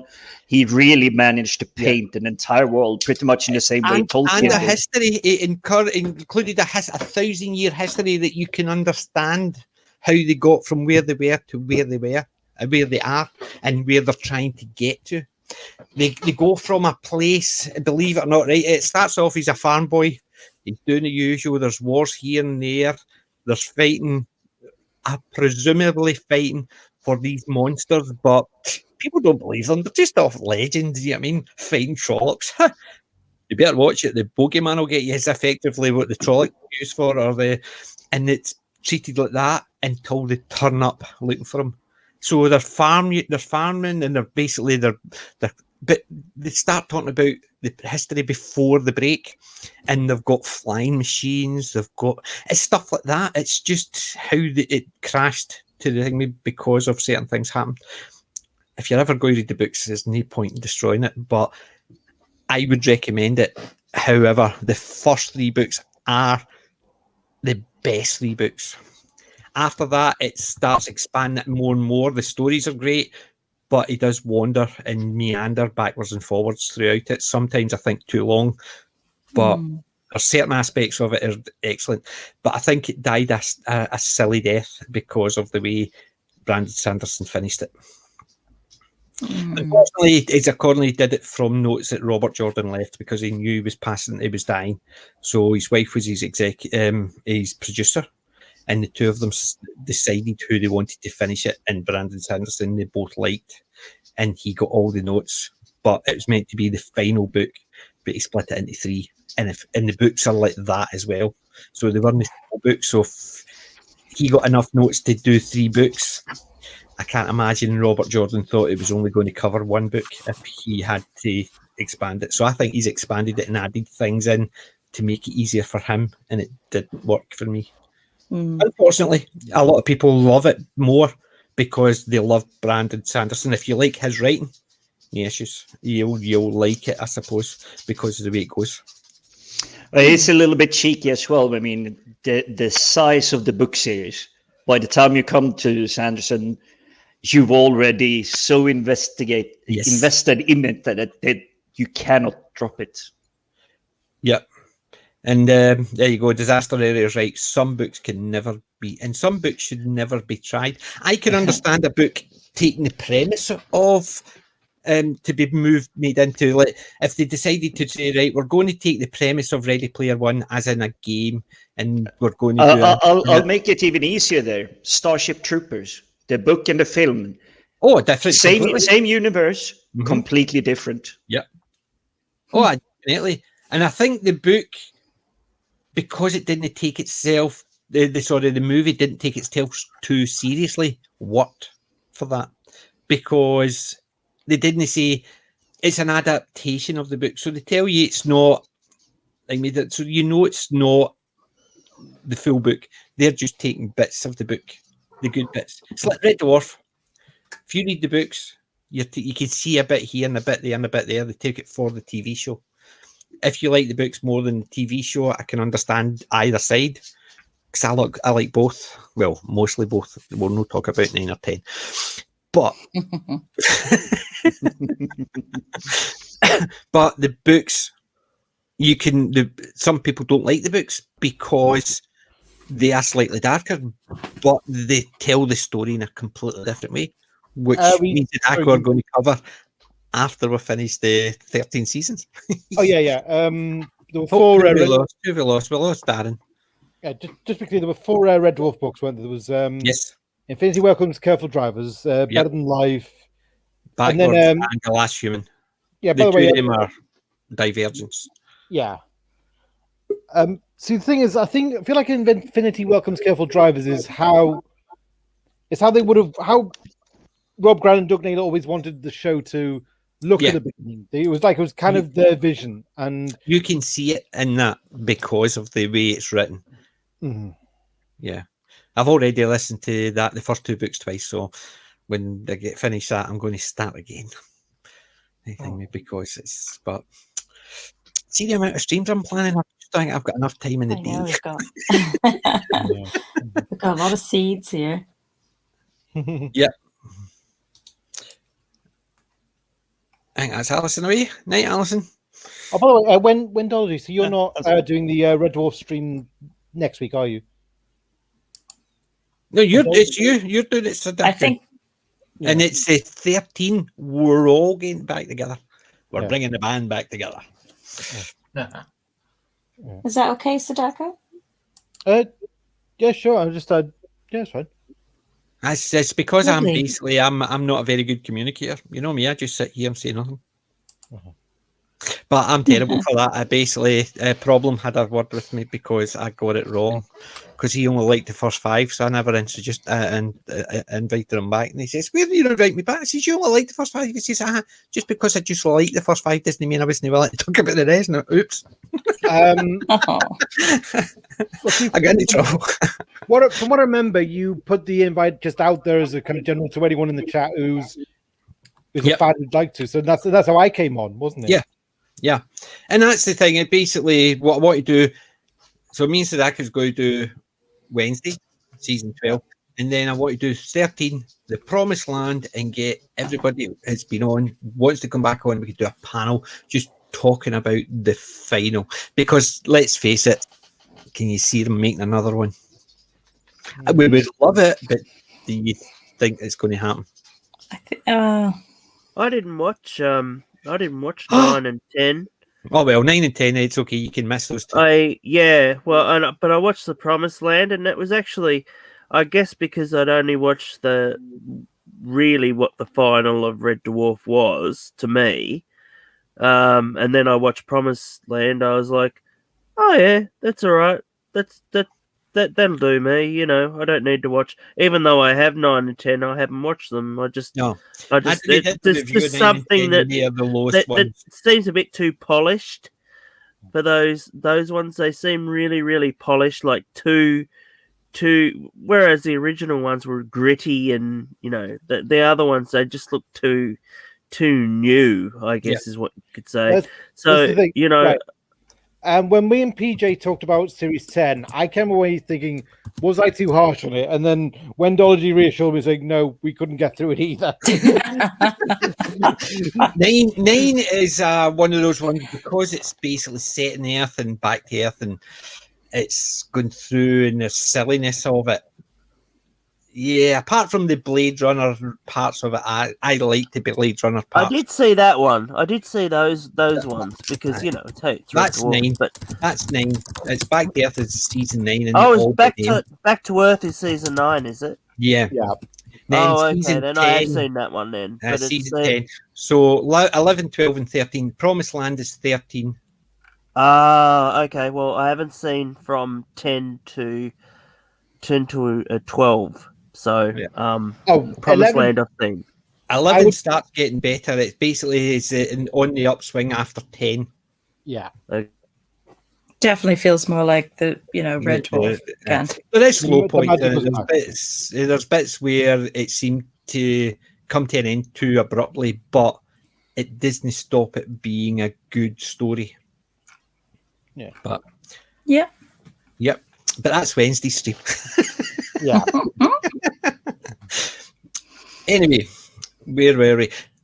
Okay, recommendations from your collection. Wendology, you want to start?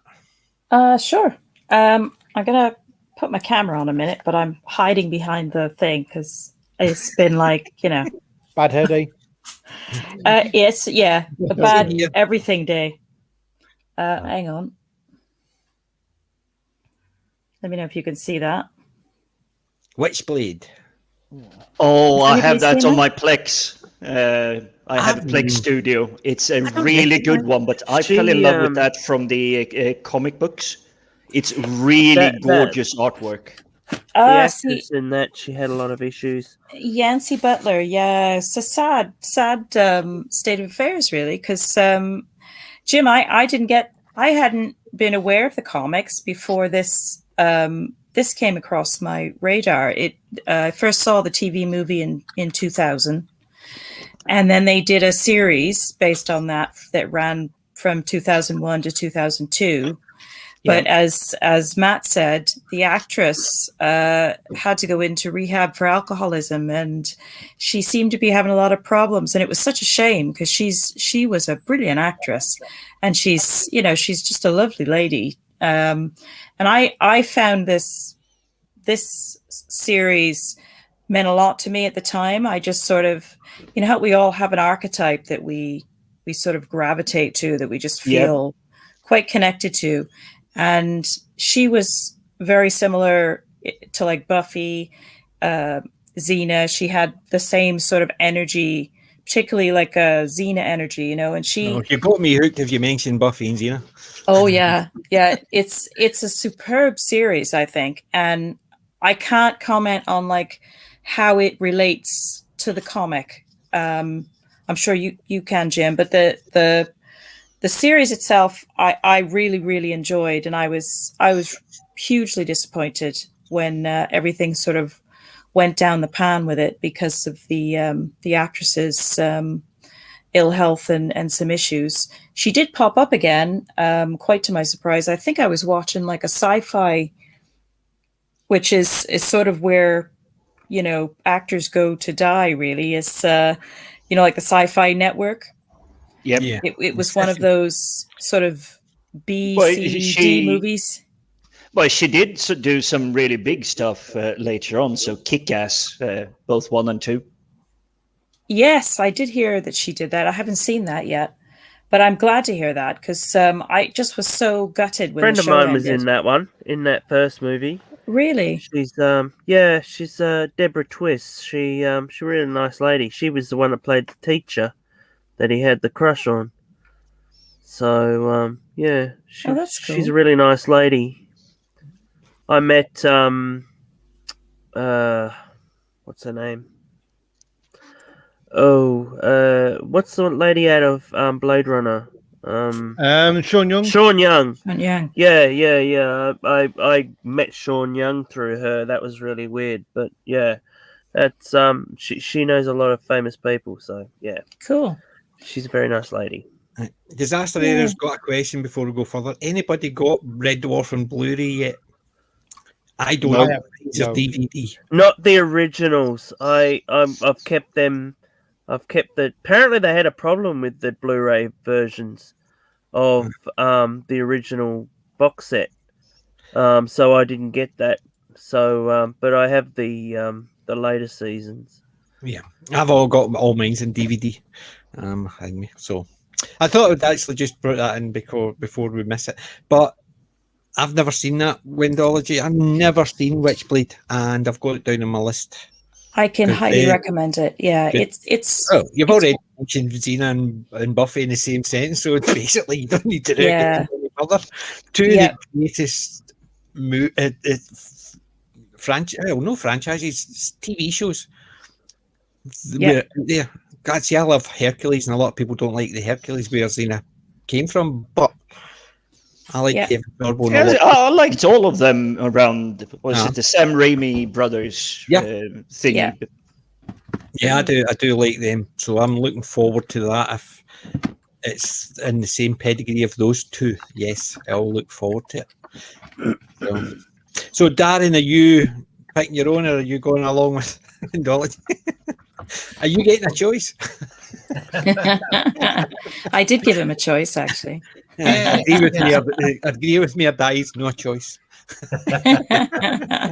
Well, my favorite I can recommend is the Detectorists. Oh yes. Oh yes. Love that. Oh yes. The most recent. I think it goes back to 2014, so finished a couple of years ago. Not many of the recent comedies really have caught my attention, but I love this one. It's such a wonderful story. Two guys who were friends, and they just seem to live in this idyllic, perfect place.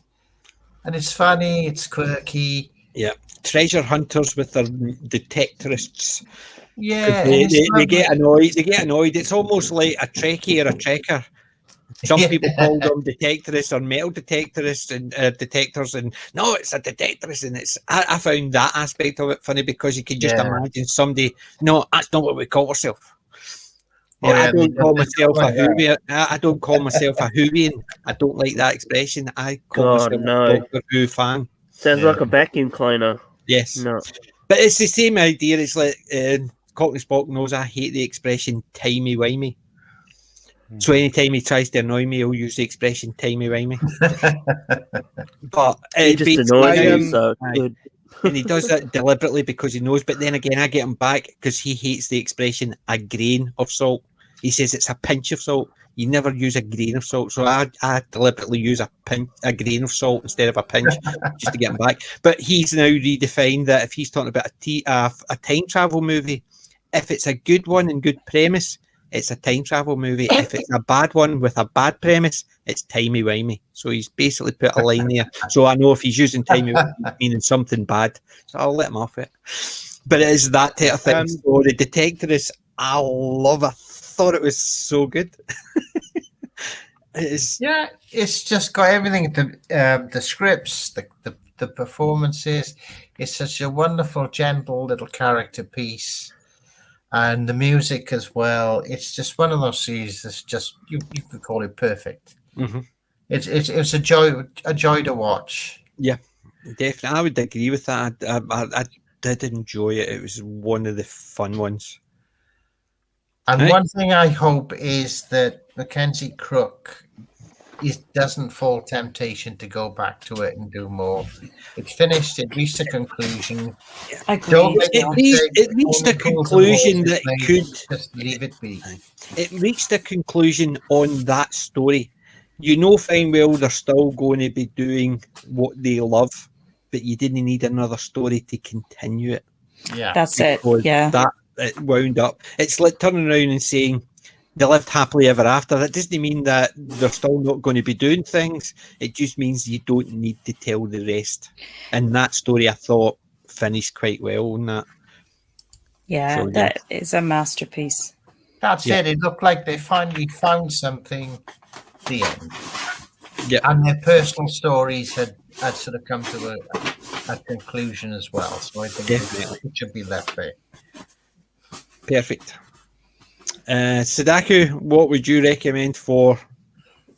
Oh, from a collection. Yeah. Well, obviously, as I was talking about before. Oh yes. Westworld. Yeah. That's the TV show Westworld. No. That's the movie. That's the movie. It is the movie. It's not the TV show. As far as I'm concerned, the movie is perfect, self-contained. Didn't need any follow-up. Just it said all it needed to say. Yeah. The rest was up to the imagination. Yeah. I agree. I thought the movie was just one of those. Would you class it as iconic? It's just one of those classic wow movies. Because the whole premise of it, robots, and you can shoot them. Yeah! Oh, they shot back. And going from there. It's been parodied in The Simpsons. It's been parodied all over the place.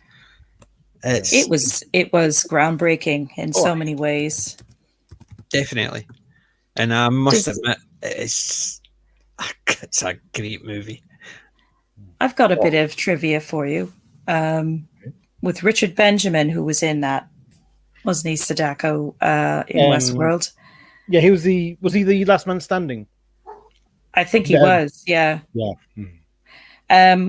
Richard Benjamin was also in a sort of sci-fi, sort of spoofy TV show called Quark in the US. And if you go on to IMDb, it was made. This is interesting. Now, I didn't know this. It says Quark TV series 1977, and then Quark 2016 TV miniseries. But I'm pretty sure.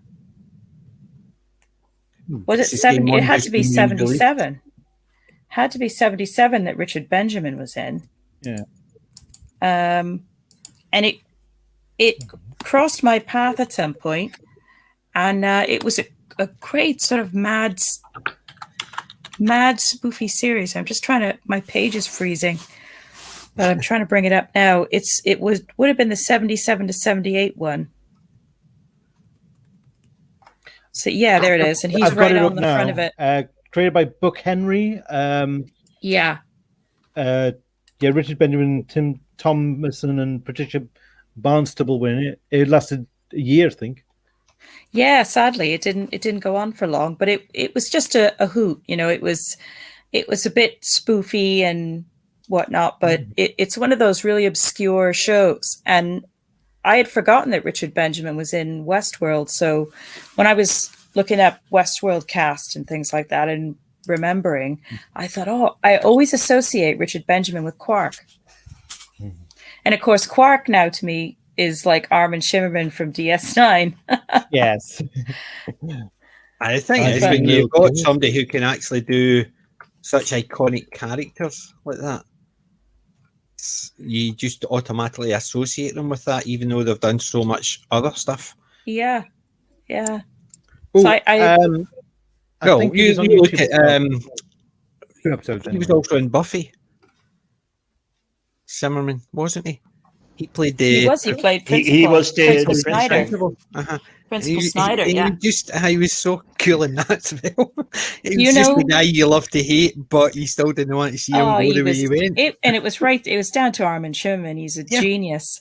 But do you remember the episode in Buffy where they did? Because he was in Buffy after he was in DS9. Do you remember the episode of Buffy? I can't remember which one it was, where they deliberately backlit Principal Snyder's ears from behind, and it was a little homage to Quark. I know, I can't remember. There's a scene in Buffy, and I'll have to Google it and see if I can find out which episode it was. And they deliberately backlit his ears, so his ears were like highlighted. And I thought that I love that because it was a nice little nod to Quark. It was really funny. Yeah, I liked all the things in the quirky episodes it does, like the musical in Buffy. I could understand why they did a musical, but I could understand why they were actually presenting it as it on the thing, because it's a typical. They do a look at How I Met Your Mother. The musical in that was superb. Yeah, Barney singing about suits, superb, but the rest of it was a bit cringy because they just wanted to make it a musical. But at least in that, they had a story behind why everybody's singing, and it was all to do with a wish stone, wasn't it? It was, what was his name? Neil, the wee geeky guy who wanted to be so cool, and that everybody was singing about him, and that's what caused it. Everybody to sing and dance. But that's just another thing about Buffy. Sorry, sidetrack. Oh, I know. I could talk for days on that. Yeah, my daughter could as well. She's a big Buffy fan. She's loved it for years, and she's got all this stuff. All of it.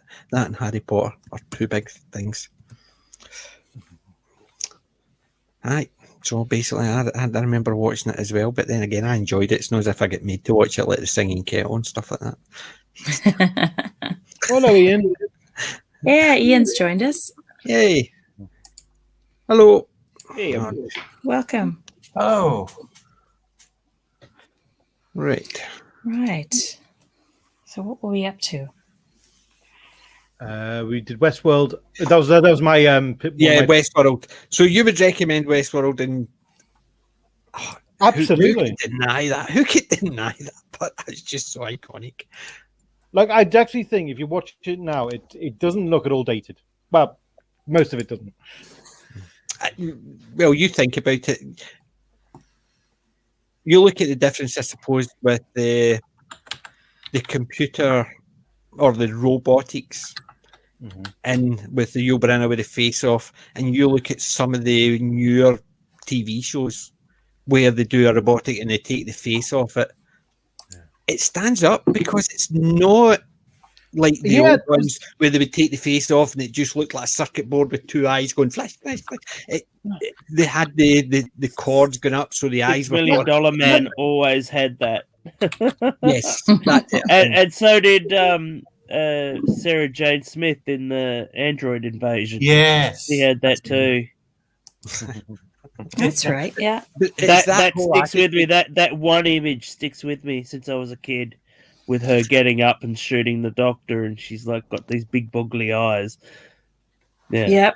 That was a disturbing scene. It really was. Even stuff now where they take the face off to represent an human android.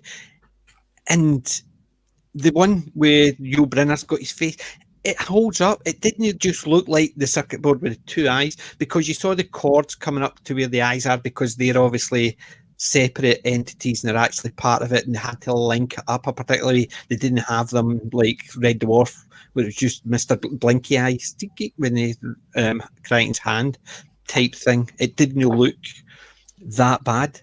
Considering when it was made, it still holds up. Things like that, I think, hold up quite well.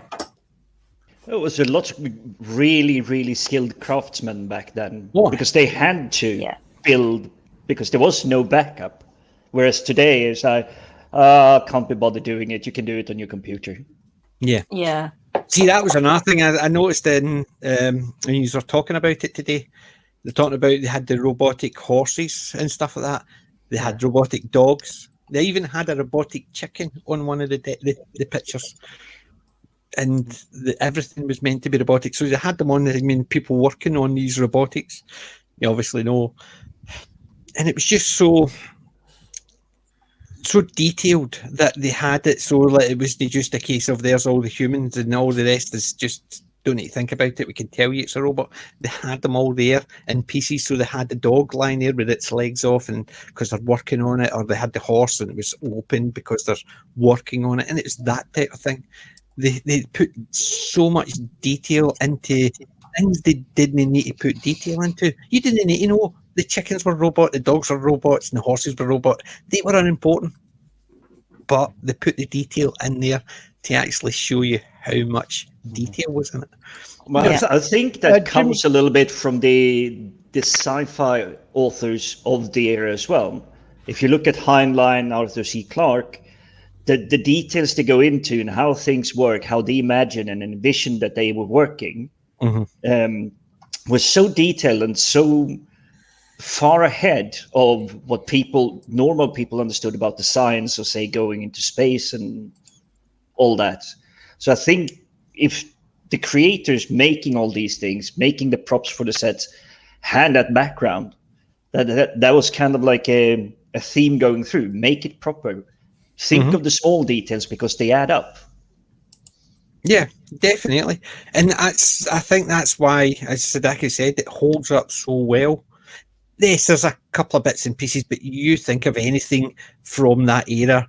You look at things like Babylon 5, I think it holds up quite well, but you can still see the slips because the technology has moved on so much. But there's still so much it holds up to. And I think Westworld's one of those ones. It holds up so well.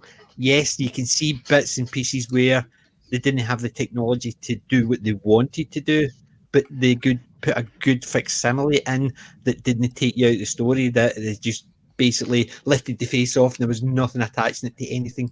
They lifted the face off and there was still, they had to keep it closed because there were tubes and things like that attaching to the nose, the eyes, the mouth. It's the details like that were just superb. Because you looked at now, they would I'm trying to think, Men in Black. Remember the one with Orion's belt? The robot with the wee guy in it? And it goes boop, and it goes and you're sitting there thinking, well, basically they've just had it in a hinge, so it sort of takes it out of it because it just looks like a board, and it's from the outside he's got all this, but on the inside it just looks like a board, it just like a hatch, and it just didn't look right because they wanted to show the graphics on this small guy operating this giant robot. Whereas I would have preferred if they had more detail to show that. It's the same as like Pluto Nash, same idea. They had it so somebody had to go down and fix the knee, and they came down and they were fixing it. And it had a bit more detail in it because they didn't just assume it's just there. They had somebody coming out because they had to repair it because the leg was stuck and stuff like that. I like the ones where they put the detail in that you don't necessarily need to know, but put it in just so it says this is how detailed this can be. Now, can I just pull up what you said, Jim, before about? I think the problem is actually the opposite in terms of I think sometimes the writers today will over-explain everything in the dialogue, and there'll be nothing to read into. I think that's kind of the problem. Yes, and of course, in fact, recently, Computing Forever did Dave Cullen did a brilliant video on it on what was it called? It was called where is it? Damn thing. It was called it was Wokeness in TV shows and films is meant to suck. Yeah. Dave Cullen. Yeah, because he said at the end of the bit he said was like, look, if you put it isn't even using the sci-fi concept, it's just hammering over the head with this is our narrative, this is our worldview. It's not that's kind of what it was doing. Yeah. Yeah, it's different. They're telling you a worldview rather than letting you be brought into their vision of a worldview. I think that is also to do with their attitude towards their audience. The like Westworld, its audience was, look at this, work out yourself how big this is. Yeah. It's a case of look at this, look at that, look at that, look at that, look at that, look at that. Aren't we great?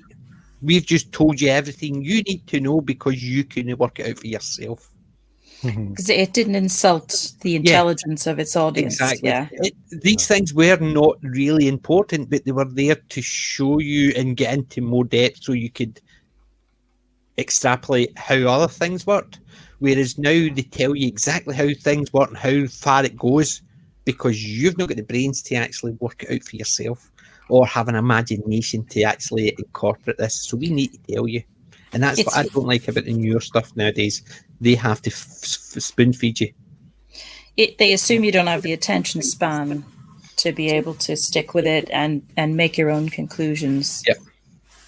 Whereas things like Westworld, they didn't spoon feed you. They put things in it you could watch it a second time and go, oh, look, they've even got chickens robots there. You might not have noticed it the first or second time you've watched it, but then that basically means that all those bits and pieces where you've seen something happening, that's actually been a program running that. It's not just been...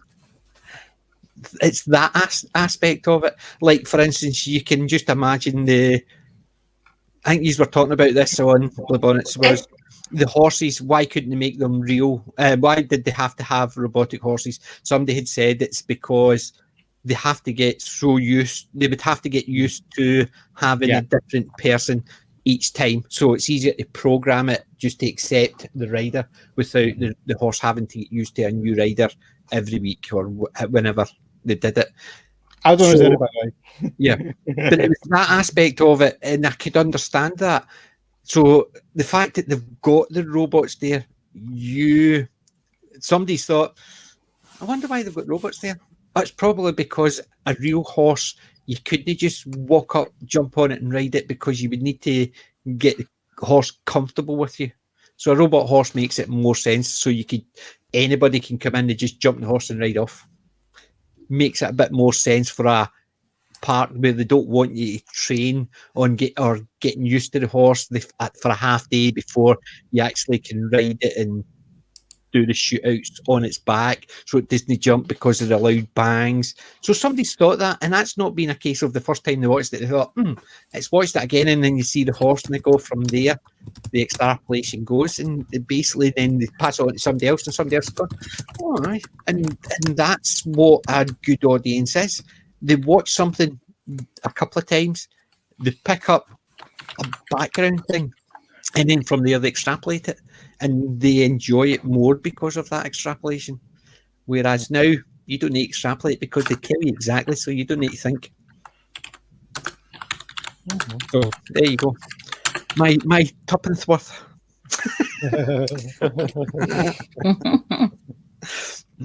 So Westworld, another one, which I've got already, but super duper.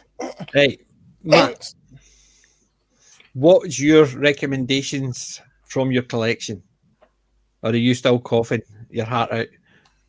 I'm okay for now. Oh, I've got. By the way, I've got two more things to recommend for my collection. Yeah, just a minute. Go for it. I'll just be 1 second. Well, how are you coping, Matt? I'm only sticking to my two. I'm recommending. I am not far away from actually leaving the stream. No, so Matt, if you need to go, just that's. I understand the basic. There's nothing worse when you're feeling like. Yeah, I only plan to be done for amazingly. an hour, so. Yeah, definitely. Well, we'll go to you as soon as Sadako comes back. You can do that. No worries. If you need to drop out, just go. Yeah. Red Dwarf. Yay! Yay! Definitely, I'll agree with that. They're sitting up there, so they are. Definitely. There's the boys. There's the boys. We just watched that episode as well, the one on the... Oh, the one with the MILFs. Yes, that one. Yes, I quite agree with those two recommendations. Thank you very much. Right, Matt, before you actually cough your lungs up and you need to go, let's go. Give me your recommendation. Let's see if this camera works. Hang on. Okay, hi. So, this one, a bit left field. It's called Bubblegum Crisis. I've heard of it, not seen it. No? It's basically Japanese. It is Japanese anime from the 1980s, and it is like Blade Runner meets The Terminator. and pretty much it's about these characters called the Night Sabers. Bubblegum what? It's called Bubblegum Crisis, and it's about these 4 women. Can you believe it? Strong women. And I know. It's never happened before. Ever. No, I know. And like they wear these robotic suits, and they fight these Terminator type characters called boomers, that they call boomers. And so basically Gary gets in the neck again, does he? Yeah. And so and so this show is like, it was made in like the mid 80s and is like only like 8 episodes, and some of them range in length from 45 minutes to half an hour. And this, like, it's amazing to watch hand-drawn animation, which is totally lost nowadays. And it's I'm just watching all the intricacies. This has been released on Blu-ray in America, and it's actually region free, so you can get it. How many episodes is it?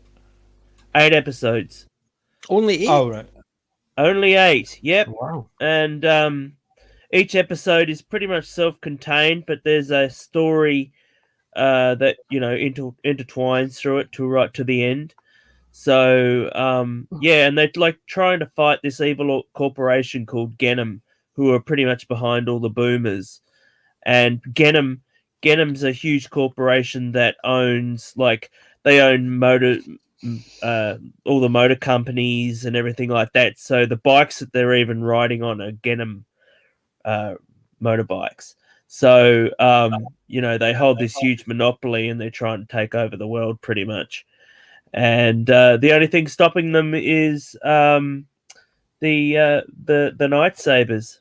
So, if you're into, I know a lot of people aren't into anime, but like a lot of the earlier 1980s is really good nowadays compared to what we're getting now. Yes, they use inspiration like from the Terminator movies and all that, but the story and the characters and everything is just like it's really, really strong. It's just not all just gratuitous.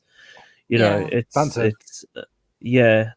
a lot of there's a lot of thought that goes in behind it, and when these were made, they didn't come out all at once. So they were originally released on VHS. They're an OVA, which means that they were created for video, and they came out on Laserdisc at the same time as well. And but they came out like one at a time, sort of thing, like maybe every 6 months or something like that, one episode. So and you can see like the animation changing over time as well.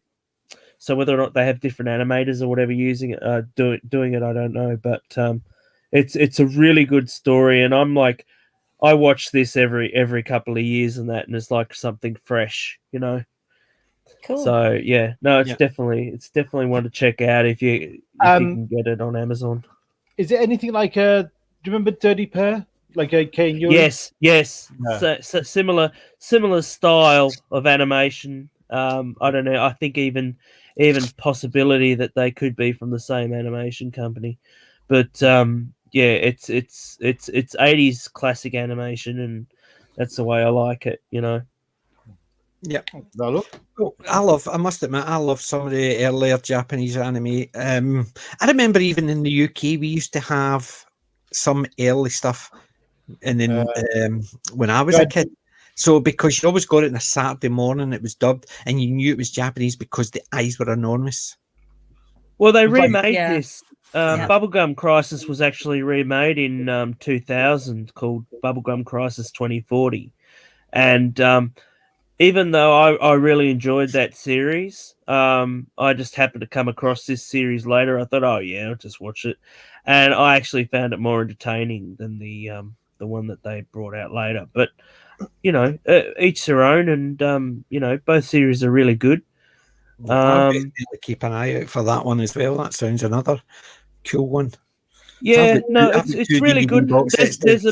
There's actually another really good movie called Wicked City, and it's pretty much like Men in Black meets the Thing. Hello. Yeah, and That's like got my attention. They're fighting demons.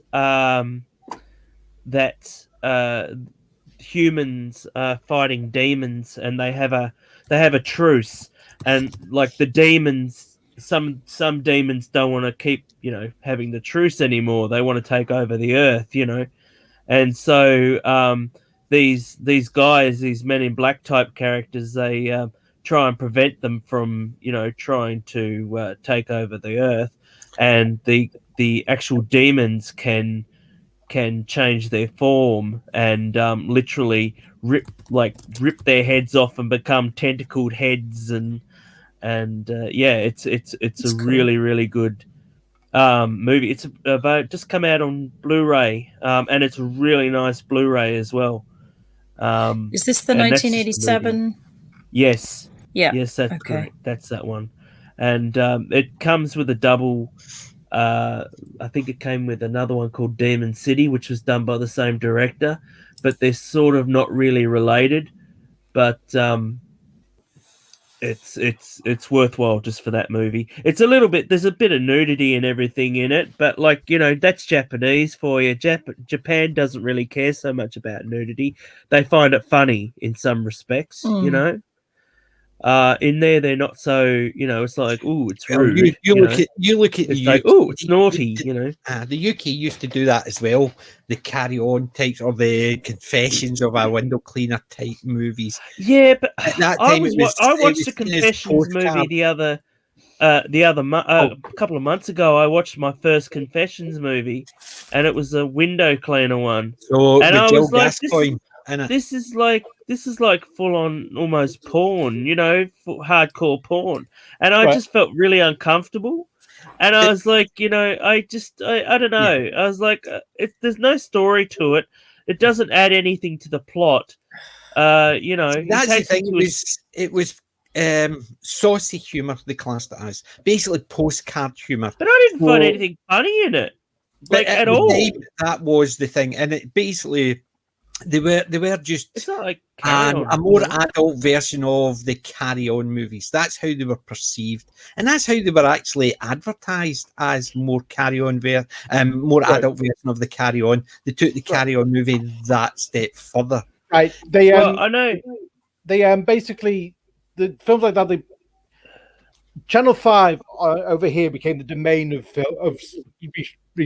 shows like that, and the thing about Channel 5 was Diaries and stuff like that, and but the thing about when they did stuff like that, the continuity announcer at the end of every episode just could not resist taking the piss, for England, and our next episode, our next big feature is going to be, can you keep it up for a week? But it was they were seen. They were just done tongue in cheek. Yes, I understand, but that's what I'm saying. It's the cultural thing at the time. It wasn't taken seriously. There was nudity in it, male, female nudity. It was just seen as a joke, as a laugh. Nobody took it seriously, and that's the thing. It was the next step up from, I suppose, the Carry On. They tried to make it tongue in cheek, but there was a lot of nudity and. Well, that's the thing with Carry On, was when it was later on. It was, what was it, Carry On England and that, where they actually showed, a lot of boobs and all that sort of thing, and it just didn't work, Not Carry On anyway. It was just it started off as a particular way, and somebody just tried to push the envelope further and further. But I watched all the Carry Ons. I've got the Confessions movie. I've got the Frank Howard ones and stuff have you got Carry On Columbus? Yes. Carry On Columbus is the only one not in the box set. Oh, I've got it separate. And I've got it separate. Because the box set's got 30 of the 31 movies. No one likes to talk about it. And no wonder. Basically, using the serial killer joke. Come on. The funniest bit for me in that was when he actually reaches America, and we're going to do this thing called the cigar, and so he starts biting the cigar and goes, tastes like horse shit. And like he sees everyone lighting the cigars, go, no, you light it as you eat it. Still tastes like horse shit. But yeah, it basically tried to update it, still have this similar humour from the 70s and 80s, and actually tried to make it more modern. It didn't work because at the time, those were funny. Now, humour has moved on. You can't have the same type of humour. That's why you can watch Abbott and Costello and appreciate it for what it was of the time. But if somebody tried to make the same stuff now, you go, that's old-fashioned. You can appreciate things that were made at the time, but when you try and copy the same stuff, it doesn't work. And I think that's why Columbus didn't work. There was a couple of bits. The fact that they had one or two of the old cast. They had Columbus. I knew I was going to forget his name. He played in Doctor. He played in most of them. He played Marshall Peanut in Cowboy. Sid James. No, Sid James played the Cisco Kid. Was it Cisco Kid? Oh. Marshall Peanut. He played Columbus in Carry On Columbus. Oh. What's his name? Dave.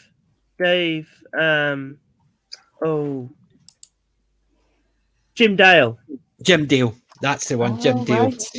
Yeah, him. Yeah. So he was in it. So they tried to tie it to the calling it a Carry On. They had a couple of the Carry On old cast in it.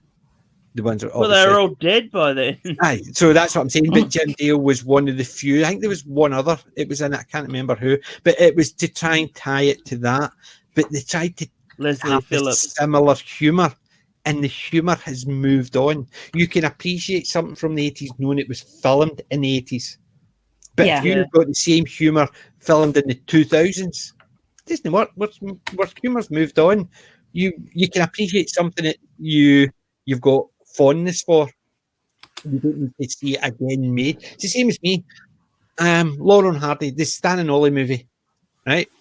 I thought, if they're going to go down this route, but they didn't. They did a homage to Laurel and Hardy in it, and even though one of the actors I love, the other one I dislike immensely. I don't like anything he's been in. The one that played Oliver, I don't like him. He was in Step Brothers and other crap like that, but he was really good in this. And they played. He was good in Wreck-It Ralph. I didn't see him. That's a good thing. So his voice might have been, but I didn't see him. But I dislike it. There's been other things he's been in I just did not like. Although I like his meme. Yeah. He's got the meme with the wee guy going. He was in Guardians of the Galaxy too. Actually, I'm one of the few that's not actually like that. No, I didn't like it either. I guess we're one of the few together, sort of thing. I just couldn't get into it. I was like, why is this such a big film? And I'm like, I'm bored. I was watching. Sorry to get off a tangent, but I'll have to leave soon anyway. Tomorrow War. I was watching Tomorrow War last night. Watched it as well. That's a review I'm going to. You're gonna do another stream on that one. I'm thinking of just because I can't make it next Saturday. Next Saturday, my friend's coming up or coming down from the Highlands. I've not seen her for over a year and a half, so her and her daughter's coming down for Friday to Sunday. So I'm spending all my time with them. And because I've not seen them, me and my wife, we've got things planned for them coming down. There's no stream next weekend. So what I might do on Thursday or Friday, I might do a review and just record it and upload it on Saturday, just so there's something on a regular thing. I don't know, or else I might actually decide let's do a review panel and just do it. But next week I can't. It's one of those films where I went, there's just something weird with it because like I was watching it, and you know how they have those armbands? Yes. That are supposed to return them if they've got to have that on to return them. There's that scene where they all return at the end, and the guys got no arms. One of the guys got no arms, and I'm like, well, where the hell is his armband? Yes, you don't want to know where he smuggled that one. Well, that's what I was thinking. I was like, why didn't it bring back one of the stripes with the whites? Why didn't bring that? But that movie, If I switch on my brain, I think it's okay. As soon as I switch on my brain and even it actually starts kicking up, there's so much wrong with that movie. Yeah, well, it's a bad movie. It's a bad premise. They're already a second movie in the pipeline. Hey? I've heard a number of people actually saying Tomorrow's War 2 has already been given the go-ahead. Yeah, we did hear something about a sequel for that. Have you seen it, Wendy? Not sure what they would play on, though. We watched it a couple of days ago. The only thing I can think they're going to play on is the original aliens that brought the spikes to Earth. Maybe they find another ship or something. We enjoyed it for just the entertainment value, just sitting back and just watching something. And just watch an entertainment action movie. Yeah. But as soon as you thought about it, that's when it goes. Yeah. And I quite agree because I enjoyed it for just sitting back and just enjoying the action movie. I have to admit that the lady in it that played she'd come from the future and she came in through to the football field.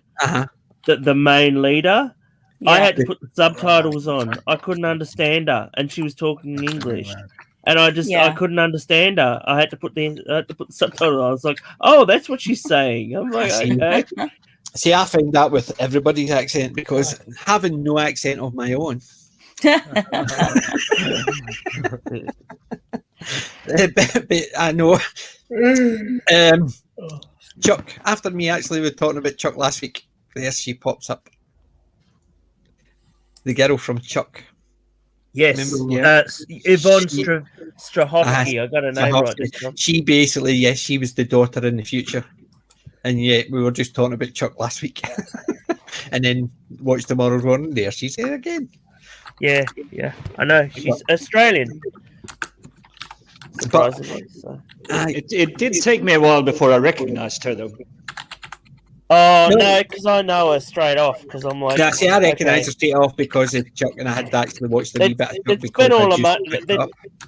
Yeah, they'd spent all the money on the main actor.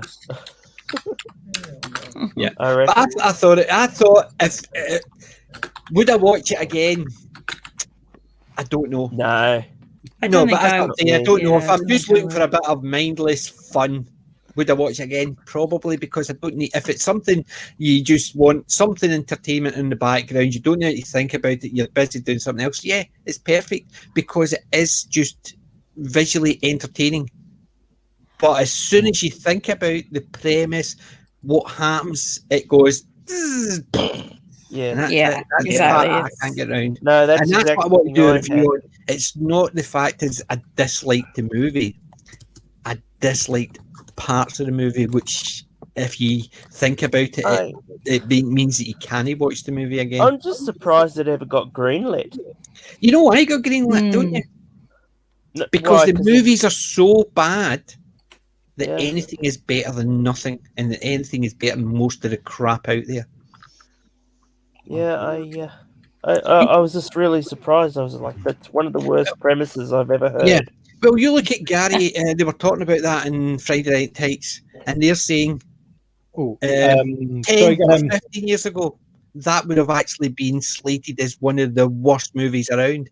But because it's in with all the current stuff, people are saying it's enjoyable. That's a really good point. It's all to do with where it slots in. If you put it out next to things like The Thing, it is crap. If you put it out next to things like Westworld, you put it out things like Men in Black or the original Matrix, it's crap. But if you put it next to Black Widow, Captain Marvel, it's fucking genius. Yeah, that's it. I would still like to see Black Widow, but would you really recommend I don't? But the thing is, it's because I've not watched the last 3 or 4 Marvel stuff, so it makes zero difference to me. No, I never a character I liked or I dread, so it doesn't bother me. It's like Guardians of the Galaxy. If I didn't like it, I didn't care because it's not a character I liked. I disliked the most recent Spider-Man, I love Spider-Man. So any Spider-Man movie I watch, but no, didn't like the last two. No, I don't like the recent incarnation. Didn't like the last two. No. Yeah. I actually watched Zack Snyder's Justice League. Army of the Dead. No, just. Oh my god! I think it's just late, and my brain is just flatlining. The one, the Marvel. Was it not Justice League? Was it Zack Snyder's Justice League? Was it not? It wasn't in Marvel. It was DC. It was Superman, Spider-Man, The Flash, Wonder Woman. It wasn't Spidey. It was Spider-Man. Sorry, The Flash, Batman. Wonder Woman, Batman, Superman, and yes, it's the one where they resurrect Cyborg. Henry Cavill's Superman. Yes. Yeah, it's again. I'm a bit of a normie when it comes to comics in general, so I can only give like a normie, take on it. And I enjoyed it. I liked the sort of dark edginess of it. But I can't really. I just say I enjoyed it. I didn't think it was one of the most fantastic films I've ever seen in terms of like comic book universe type films, but I definitely enjoyed it, and I could see why people were probably preferring that to the other stuff that came out that was really slated. So it's a long film. It's a really very long film. Yeah, it's a very long film. I just had it on. That would in the have come background. out on 2 tapes if it had been on VHS. Yeah, it would have. Yeah, that's right. Right. So there's a couple of you are actually talking about leaving. You've got things better to do. Yeah, I might head off too. That's okay. Not a problem. And you stay well. Yeah, take care, Matt, and look after yourself. Recommendations after this, so you can enjoy your weekend off next week. Definitely, thank you very much. Yeah, and you get well soon. Yes. Yeah. All right. I'll catch you. Okay. Bye. Thanks for joining. Take care, Bye-bye. Matt. Take care. Bye. Right, Darren, Juicy as well. Yes, I shall be off as well. So thanks for having us on again. It's been really not a problem. It's always a pleasure. Always a pleasure. And as I said, you can link into the Mora and actually listen to what our recommendations, mines and Jim's are. I will indeed. Oh, thanks for joining us. All right then. Thanks a lot. Good night. Thanks for being around. Bye. Yeah, I feel like we're all abandoning you. Yeah, no, don't worry. I don't want to do that. It's 12 o'clock here, so we're all in the rough for the same time zone. Oh, by the way, Wendy, don't forget tomorrow we're re-premiering our the stream we did. The read long. Oh, yes, yeah. How is that going to work? Already told us about it. We're just going to re-premiere it, and then we're just going to be in the chat, isn't it? Yeah, we're just going to watch. Basically, it's just going to be filmed, but with all the because there were quite a few bloopers in that one toward the end. Yeah. Put the bloopers out separately. Cut them out and put them out separately. There's another video. Yeah. Yeah. No, I don't think anyone needs to see those bloopers again. No. Yeah, I'm quite intrigued. I noticed that Neil put a comment up on the Discord to say that he's worked quite hard on putting that, re-editing that, and into sort of inserting some newer bits that have been recorded in the meantime to sort of make up for some of the things that had to be edited out. So so that's going to be good. Yeah. I really enjoyed that. That was such great fun. He's kept so mum about what he's planning. So I'll definitely look out for that. Thanks for the reminder. Yeah, definitely. That sounds like something to watch. I'll be looking for stuff over the next couple of days. It'll be 4 o'clock tomorrow. Yeah. So Monday is the fair Monday, the Glasgow Fair. Believe it or not, people actually used to come to Scotland to see the Glasgow Fair. The Glasgow Fair is not an actual fair. It's just like saying the September weekend. The Glasgow Fair used to be a week-long holiday. At the time when it was first brought out in Scotland, or Glasgow, it was because there used to be a fair. That's long stopped. But the holiday was still there, the Glasgow Fair. I used to get a week off in holiday with pay on the Glasgow Fair. Nice. And my dad always tells me about the two Americans that stopped him in the city centre and asked him where the fair was, because they'd come all this way because they'd heard about the Glasgow Fair, and he had to tell them it was a holiday, not an actual fair. So I've got holiday Monday, so I've got all Monday off, so I'm going to actually just catch up with bits and pieces from the collection. So that's well done. Yeah, that's good. Yeah, I've got a week off coming up in August, so I'm looking forward to that as well. Do a bit of catching up on things. And I think I've got a week of 3 days off at the end of this month. Cool. My anniversary, so. Oh, happy anniversary. A few days happy off. anniversary. Yes, thank you very much. My condolences to my wife. She's stuck with me. She's been stuck with me.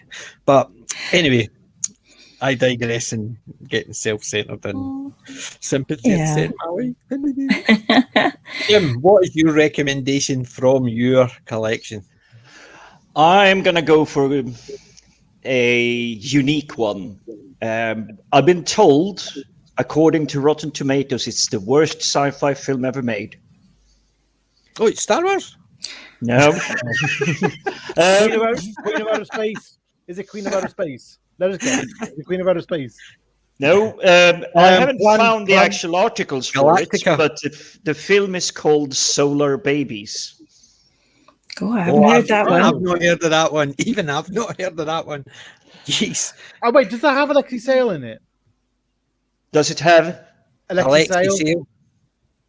Like Solar Babies. Is that the one? Is it like set in this post-apocalyptic post-apocalyptic world? The government have stolen all the water from the planet. And it's basically just a wasteland, a desert. And these kids on rollerblades. Sounds like Tank Girl. Oh no, Tank Girl is definitely a lot more all over the place. But this one it's fairly good, I will say. I actually enjoy it. But the way I came across it is it was rated 15 because I was at the hospital at the time. And I thought, okay, this is going to be like a scary sci-fi film and everything, because next to it, I had just picked up Krull, which was rated age 11, believe it or not. Really? And for me, the films were completely reversed. Krull was a lot more scary than Solar Babies, but Solar Babies did have a few gruesome parts in it. Mm-hmm. I'm just trying to bring it up now on IMDb. It's not one I'd heard of before. 86. 86 was one, yeah. Yeah. Yeah. I must have seen it pretty much the year it came out. So it's a recommended from your collection. I've never heard it. I must admit, I need to try and see if I can grab a copy. God knows if I'll find anything like that in the charity shops. I might have to go to eBay and actually find that one. Check to see if it's actually on YouTube. Yeah, it doesn't exactly have like a ringing name to it, does it? Solar Babies. You put that in Google and God knows what you'll actually end up with. Yeah. Got to be a little careful with what you put into Google some days. Definitely. Well, so that's just the Solar Babies then. That's not the only one, because I was kind of tempted to bring up just more of a normie film that is really good, and it's normie called films are just as good as for the rest of us. We all watch them. I've told you, I watch things like Singing in the Rain, White Christmas, West Side Story. So what people class as normie is not necessarily what we don't watch. That is very true, but I would class the like musicals, especially the good old classic one. You are a geek if you're watching them more than once. Yes, you're a musical geek regularly every Christmas morning, and I have been since I was a kid. It used to be on every Christmas morning. That's what I used to do with my mum. And then when I moved out, my kids bought me the video. Then they bought me the DVD when I lost it. And then they bought me another DVD when I lost that. Then I bought myself the DVD when one of my daughters nicked it because she grew up watching it. And then I've bought another DVD. So I've got a number, and I watch it every year. Christmas morning's not Christmas without White Christmas. I'm a geek, and yes, I'm quite happy to say I watch these type of movies regularly and more than once. Yep. My second recommendation from my library, unfortunately, it's digital because in a move, the actual DVD case got broken under a lot of plates that luckily didn't get broken. But it is a film from 1990 called Pump Up the Volume. That sounds familiar. Christian Slater. Christian Slater and Samantha Mathis looking gorgeous in that film. I recognise the name, but I can't picture it at all. But he's basically a radio pirate DJ in a backwater somewhere in the States. He's broadcasting illegally, but he's really stirring up the other teenagers because they've had such a long time of just apathy. And he's speaking pretty much to their heart. And it's really, really well crafted. There's a good plot to it. It's won 3 awards. Yeah, 3 wins, 5 nominations. So it's obviously, it was... Just trying to find the cast. Oh, there's Samantha Mathis. Yes, I recognize her.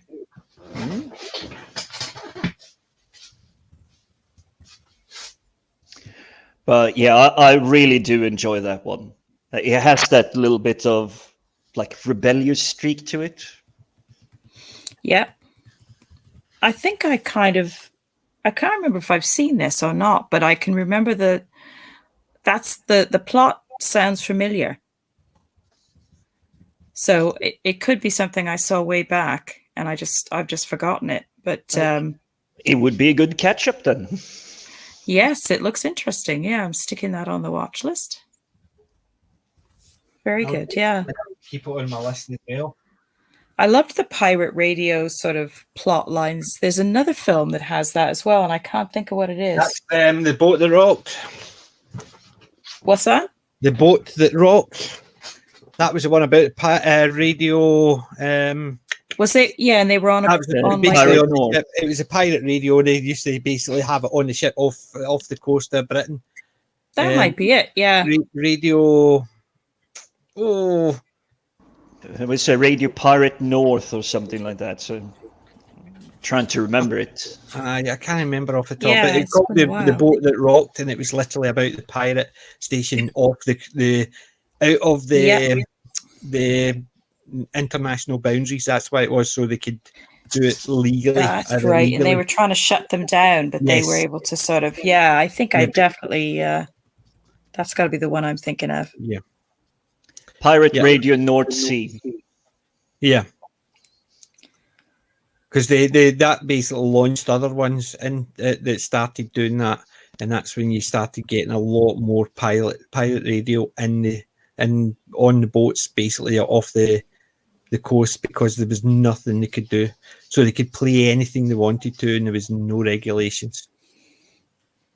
So it was, but ideal. So 2 good movies, I hope. Some great recommendations. Babies. And my recommendations, I was going to recommend Tremors, but there's 7 movies in that, and Tremors, although is my favourite, I'm not going to bother about that one at the moment. That might leave that for another one. But for my movie recommendation, just because we were talking about it, is They Call Me Trinity. There is a second one, Trinity is still my name, but They Call Me Trinity is definitely one of my go-to. Wasn't there a Trinity, the devil's right hand or something? No, that's the Trinity and his brother Bambino are the right hand of the devil and the left hand of the devil. So Bambino is left-handed, Trinity is right-handed. He's known as the right hand of the devil, and he's the brother Bambino. Bud Spencer is the left hand of the devil. So that's what they're known as. That's their thing, because they're two of the fastest guns in the West. But it is a comedy. It's not an out and out ha ha ha. It's just so done so well. It's the comic play of it, like the gambling, the look like hobos down and outs, and people just treat them thinking because they look like that, they'll come up and say, "What's your name?" and they'll say his name and they'll go, "Oh," and walk away, but they don't believe him because he just doesn't look like a gunfighter. He looks like this tramp, and it always ends badly for them. So he goes in and he's fighting this guy, and he's basically, there's different aspects of it. There's one where there's a drinking game, and he pretends to be getting drunk to get the money higher and higher and higher. And there's a guy with his teeth and he keeps grinding his teeth, keeps going, "Now lucky," and he's saying, and one of his friends turns around and says, "He's lucky, he's no shooting at you," because they realised that he was actually a very good shot and he was only pretending to just almost miss and stuff like that. But Trinity movies, the two of them, but they call me Trinity, sets up, you know what they're like by the end of it. So the second movie, it's just a continuation of the fun. And there's some good bits with Mexican bandits. It's just good, clean cowboy fun. Nothing. Yep. I'll pop that one on the list. Thanks. Definitely, definitely have to rewatch it. I know my mum was a big Western fan, and I know Trinity, watch Sundance. But basically that one is just a comic, a dual movie. Bud Spencer and Terence Hill did a lot, and they've got their own style. The two of them are Italian, so it is Italian westerns, and they've been dubbed. Yeah. They have done a load of different things, and those to me are the two best. A lot of the other stuff has got a very similar. They play police officers, or they play just friends that gets caught up in things. But these two are just a pair of brothers who look nothing like each other. And when their family turn up, they just look as bad. It's definitely a must-see. So that's my recommendation for the movies. But for TV programs, I say quick hello, good on it. Oh, hello. Oh, yeah, we just finished watching that. Chelmsford 1, 2, Yeah, 3. we watched that a couple of months back. That's a great one. That is, and this is basically Rory McGrath and I keep on doing this. Rory McGrath, come on, who is it? It's no Jimmy Mulville. It's got Andy Hamilton in it, who wrote Drop the Dead Donkey. It's the one that plays Gracientis. He actually wrote the music for it. Did he really? I've done a review on this. It's, if you look back my channel, I'll put a link in the description. Oh, yeah. For 1, 2, 3. It is Roman Britain. There's a Doctor Who cameo in it. Oh, really? The very first episode, there's a Doctor Who cameo in it. He comes out. It's in Britain, so it's always wet, and he puts his hand out and gets back in and bugs off. It's literally only something like 30 seconds, if that. The TARDIS appears in the background because the two of them are actually cold. Their slaves run away. Their horses and steal their horses, so they're basically having to pull the wagon. So they're having a rest in the rain, away from the rain, because it's Britain. It's known as being rainy in Britain, and the TARDIS appears in the background. You see the Doctor coming out, puts his hand out, goes, yeah, shuts the door and goes off. I'm sure we would have seen that. Carry on it. It's basically that's the first episode.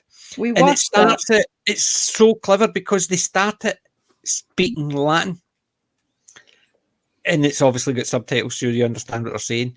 And it's these two Romans who are basically assigned to Britain as and they don't want to go because it's dirty, but they're made to go because of an insult they gave to the emperor, and he has to take his brother Gracientis, who's the wee weed, and it's those two, and then they meet the Triviantes, run by Badvok, Rory McGrath, and it's just how the two of them hate each other, but they need each other, and they have to work together to do things. It's just it's great fun. It really is. It is just fun. 2 seasons. The second season, you can see they got a bit more money because their introduction was a slightly higher quality, and you can see the armor in some of the soldiers was a bit better than just looked as if it was made from paper mache. The first one, when you look at it, it looks like they're just wearing things that they would put on stage for an amateur dramatic production. Whereas the second one, it looked a bit more. But there's still some bloopers in it, and I've highlighted them in my review. So we'll I'll go put back the link in the description and want to see my review of it. Chelmsford 1, 2, 3. So funny. Yeah, it was. We absolutely loved it. We were howling, and I was sorry when it finished. It's actually on BritBox. Is it? It's yeah, that's how we found it. Well, yep, it is. I saw the IMDb rating as well, 8.0. Yep. That's quite nice. That's pretty good. So well written. They've got initially you've got a couple of characters in it. You've got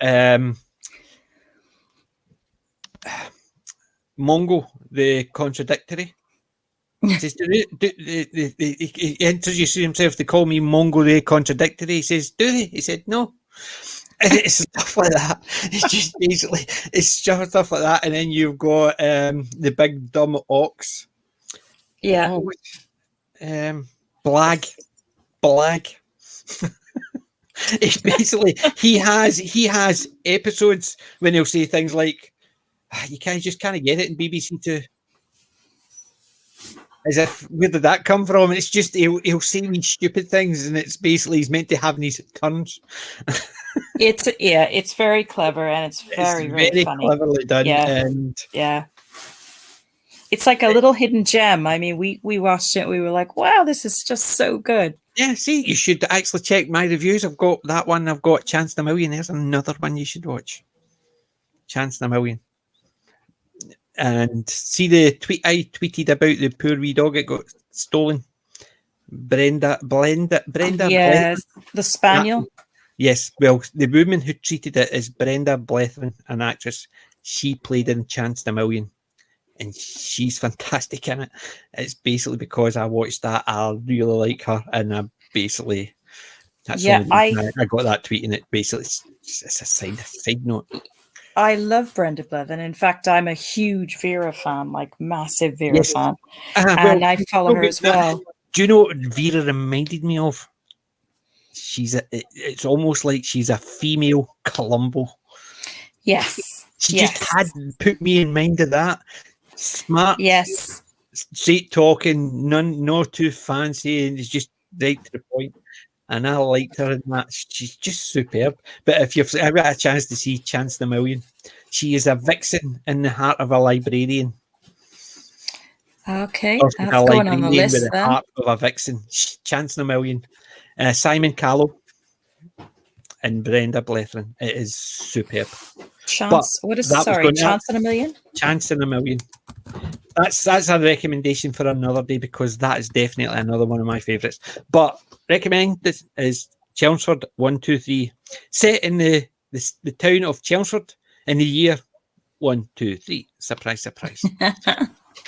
And 2 seasons, very well done. A good mix of battle humour, as shall we say, between the Romans and the Britons.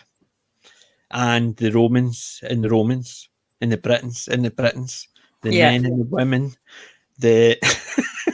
It's great. It's complete camp fun. It's just it's a real it's gone down as one of our absolute favorite TV shows. I just love even the chieftain contest when he buys a cod piece shaped like a frog. And they're basically slagging him for it, not because it's shaped like a frog, it's because Britain's warriors are meant to be doing it naked, and he thought, I'd try and change it up a bit. So he's talking about doing his chants dressed as a frog codpiece. It's just hilarious. The whole idea of it. It's the actors, the casting. They're all so good, and again, it's just one of those shows where you just instantly, think, okay, I'm onto something really good here. Definitely, I think it's definitely that's why it's one of my first picks. And Chelmsford 1, 2, 3. I watched that. I would say at least once every 3 or 4 months. I just love it. It is. We definitely will look forward to watching it again eventually, because it was probably a couple of months back we found it, and Darren may have already been aware of it, but I can't remember. And we watched the whole thing, and it was just I was gutted, but it finished. I can honestly see somebody that's not watched my videos. But no, that was one of my first reviews, one of the few. My first early reviews, and it was because it was one of my favourites. That and Chance the Million were two of my first TV reviews, and definitely it's because they were one of my favourite. I could have done a Doctor Who, I could have done sci-fi, but couldn't not do my comedy, and I do like my comedy. And Chelmsford 1, 2, 3 is definitely up there with the best. Yeah, definitely agree. So that's our picks of the week, picks from our collections, and I think it'll be a wee segment we'll do. The pick from the week, it's I suppose it's lucky if we've got anything, but the pick from our collection, we could always pick something different from our collections and highlight what we like about it, and why people should listen to us and watch it. Sounds good. Yeah, sounds good. That's good. I've already got one in mind. I've got another one in mind. I'll no mention Chance the Million, honest. No, see, because I've mentioned that this week, I'll sort of skip over it. But I'll put the link in the description, so I will, for Chelmsford 1, 2, 3 and Chance the Million, just so if anybody wants to watch them, they can see the review I've given it. Fantastic. Any excuse to get to boost my channel, because I'm still stuck on 80 subscribers. I went for a couple of months, near enough every day. It was climbing and climbing, and it stopped at 80, and that's what it's been. It's not even moved up or down. If it moved down, I'd at least think, well, maybe the people when I started play was Magic the Gathering, maybe they've unsubscribed, but it's not. It's static, nothing. Yeah, we'll have to see if we can. I've tried. I dug out. What's this piece of software? It was a new piece of software somebody recommended to me. Where is it? What's it called?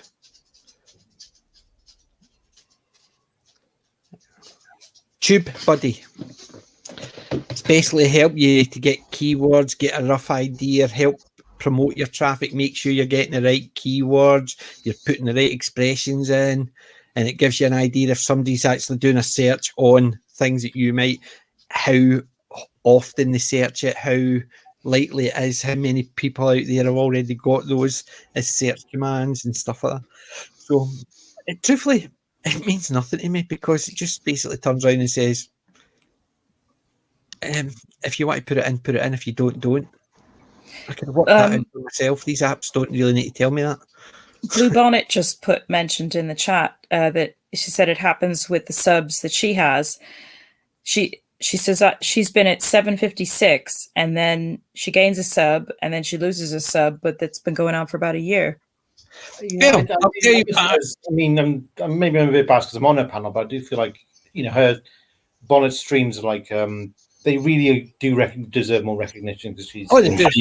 Absolutely. I'm not biased. The fact that I actually enjoy them, and I've got Moon still to watch. Yeah, because I've still got her review of Moon still to watch, and I was going to watch it last Friday to watch it before I did the stream, but I ended up watching yesterday's War. So Moon is. Oh, you have to watch that. PJ, I've got it on Amazon, so it's basically sitting there waiting to go. It's just I was about to watch it, and then Yesterday's War was sitting there, and I thought I've been told that could be quite good. I wish I hadn't, I must admit, but it is sitting there, and that I think is going to be my Monday one, so I can catch up with Blue Bonnet's. Cool. Yeah, it was. That was a really fun stream. Yeah. I've watched part of it, but I stopped because I've not watched Moon yet, and I thought I'll watch Moon and go back and finish it. But yes, definitely, I do like Blue Bonnet's stuff. She does some really good stuff, and thanks for coming over, Blue Bonnet. Thank you very much. Aye, and yes, we'll not talk too much about Yesterday's War. We've already had a moan about it. It's good in some respects and bad in others. But I'm going to do a review of that, hopefully for next week, because I'm not be broadcasting or streaming live. Good. Otherwise, if anybody wants to actually come on and moan about it, review it with me. We may actually just bump in a stream one night just to actually see. But Moon, definitely is on my list. It's sitting there waiting, and I'm not going to. Yeah, I was really grateful to Blue for the recommendation for that one, because that was amazing. Oh, now I see. It's been on my to watch list forever. Yeah, it's well worth it. Basically, as soon as you were describing it the last time, I was sitting there thinking, "Yep, I have seen that," but it's been a while ago, so I thought, get it again, and I couldn't find. I did have it, but I couldn't find it, so I don't know if it could be just a case of it has just disappeared down the rabbit hole of a lot of my stuff, or it's just I've left it somewhere, or somebody's borrowed it and I've lost it. It's the same as my Neverwhere DVD. It's disappeared. That was a Peter Capaldi thing. Neverwhere. It's based on a book. And yes, yeah. I've lost it. I'm sure I loaned it out and I just can't find it. And the friends that I thought I'd loaned it to can't find it, so they don't know. I'm sure you will find it in one of the charity shops again. Might even have your name on it. It probably has. But Neverwhere was really good. It was weird and funky, but Peter Capaldi was in it as a angel-ish. So you had the angels and demons and bits and bobs and that in it. It should be good. I recognize the name. It's a Neil Gaiman one. Yes, it is. Yes, Blues just said, "Oh no, not Peter Capaldi!" Yay! We're both massive Peter Capaldi fans. He is, and it's basically, I think that's why I loaned it to one of my friends, because she's a massive Peter Capaldi fan, and she has moved home twice, so I can't actually say it's her fault, because you know it's like moving home. No matter how something goes missing all the time. I moved home about 4 times and I lost half of my collection because the ones that I needed to make sure I was taking with me, oops, they're gone. I can't find them. So where's that box again? Exactly. So I can understand it. So I don't feel bad about it. I just, every so often I want to watch it. That's like, he's an angel, but is he a perfect angel? If I remember right, he's an angel, but he's not necessarily a very good angel. It's been a while because obviously I lost my copy. So yeah, Peter is an angel anyway. Oh yeah, it's an angel anyway. He is as I said, you've seen him in Rab C. Nesbitt as well. He appeared in that. So he did. Peter Capaldi appeared in Rab C. Nesbitt when he was very young, and that was roughly about the same time he used to drink the same pub as me. Ooh. He used to drink the pub. Every time I walked in, he would sit there because I'd recognised him from some of the TV shows around Glasgow, like Rab C. Nesbitt. He appeared in some of the other stuff. That was roughly about the same time before he went down south to actually start starring in bigger and better things. That's brilliant. Yeah, nearest I got to saying is just basically saying hi once, and that was it. But I didn't know he was a big Doctor Who fan at the time, or else I would have chatted. God, the chats you could have had then. God, yeah. Because I always said that I miss being Doctor Who by that much. I did. Basically, Peter Capaldi's Scottish. Oh, so am I. It's called Peter. Oh, so am I. He's got an Italian surname. Oh, so far he can act. Damn, he beat me. So that basically, I mean, it's basically, see, I missed out being Doctor Who by that much. 4 out of 5. He gets to 5. I just got 4 out of 5. What can I say? But so there's some things that I'd never where I want to get my hands on again, but I'm always on the look. And as you saw that pile of DVDs, I've always got DVDs like that. I come back. I've got a, what do they call those bags? A document bag. It's my Stargate one, my Doctor Who one, or whatever. I take one of them, and it always comes back full of DVDs every time I go to the charity shops. Oh, I know. Yeah, you've got the best charity shops there. I never find anything good like that. Yeah, I mean, I had to spin around because I thought, well, okay, let's raid the charity shops around here. And it's like, nope. I did find a few DVDs, but they were no. I walked into a charity shop today and they didn't have a single DVD, not one. I walked into another and they had near enough a whole wall of them. Wow. And I was speaking to the lady in the charity shop. She says, we can't get rid of them. It costs us to dispose of them now. We used to get them because we couldn't put them out because people weren't buying them. We used to give them to recycling companies, but recycling companies now want money to recycle stuff. Yeah. So it's cheaper for them to put them on their shelf and charge 20 pence each. Wow. Well, that's good. That's good news for us, for those of us who like collecting films. That's what I'm saying. The Spaghetti Western, that was £1 for 3 movies, which is 6 DVDs because they're special. Amazing. Yeah, you couldn't. I mean, you go into a shop, like even you go into Poundland, you buy a sort of nearly newish DVD, £1. But you can go to a charity shop and buy that and 4 others with it. Yeah. Where would your other stop? I love charity shops because I think we mentioned it once before. It just feels nice to be able to liberate something and give it another. I'll show you something. Give it a second life and give it a home. Like, see if I can find it. My brother-in-law's got me this. Oh, that's cool, Blue. She said I found some great deals from the American Goodwill charity shops. I remember those. The store on eBay. I found some really reasonable Doctor Who DVDs secondhand. That's cool. Well, that's a thing I want to actually talk about as well. See that? What is that? It's this ship from. Looks like the Defiant. No, it's the Aliens in London. Of course, yeah. My brother-in-law picked it up in a charity shop. The Slovene ship. So it's not a great picture because it's clear enough for me, but because of where it is. However, see where we're talking about that. Something when I used to collect the Doctor Who DVDs, and even for when I was collecting them for friends and stuff like that, I always had a list of what my friends had, so I knew if I was going to buy them one. But I would go into charity shops and check. I would be lucky if I ever saw one Doctor Who DVD in a charity shop in a month. So if I go 4 times into 6 charity shops, 4 times a month into 6 different ones each time, I would be lucky to see one. See, in the last 5 months, I must have every charity shop has had at minimum 5 or 6. Wow. And that to me is unusual. People are handing in their Doctor Who deep. Unfortunately, it's not the classic stuff.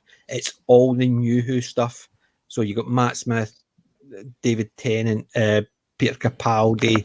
You've got those, and they're just turning up in charity shops, and I'm surprised. Well,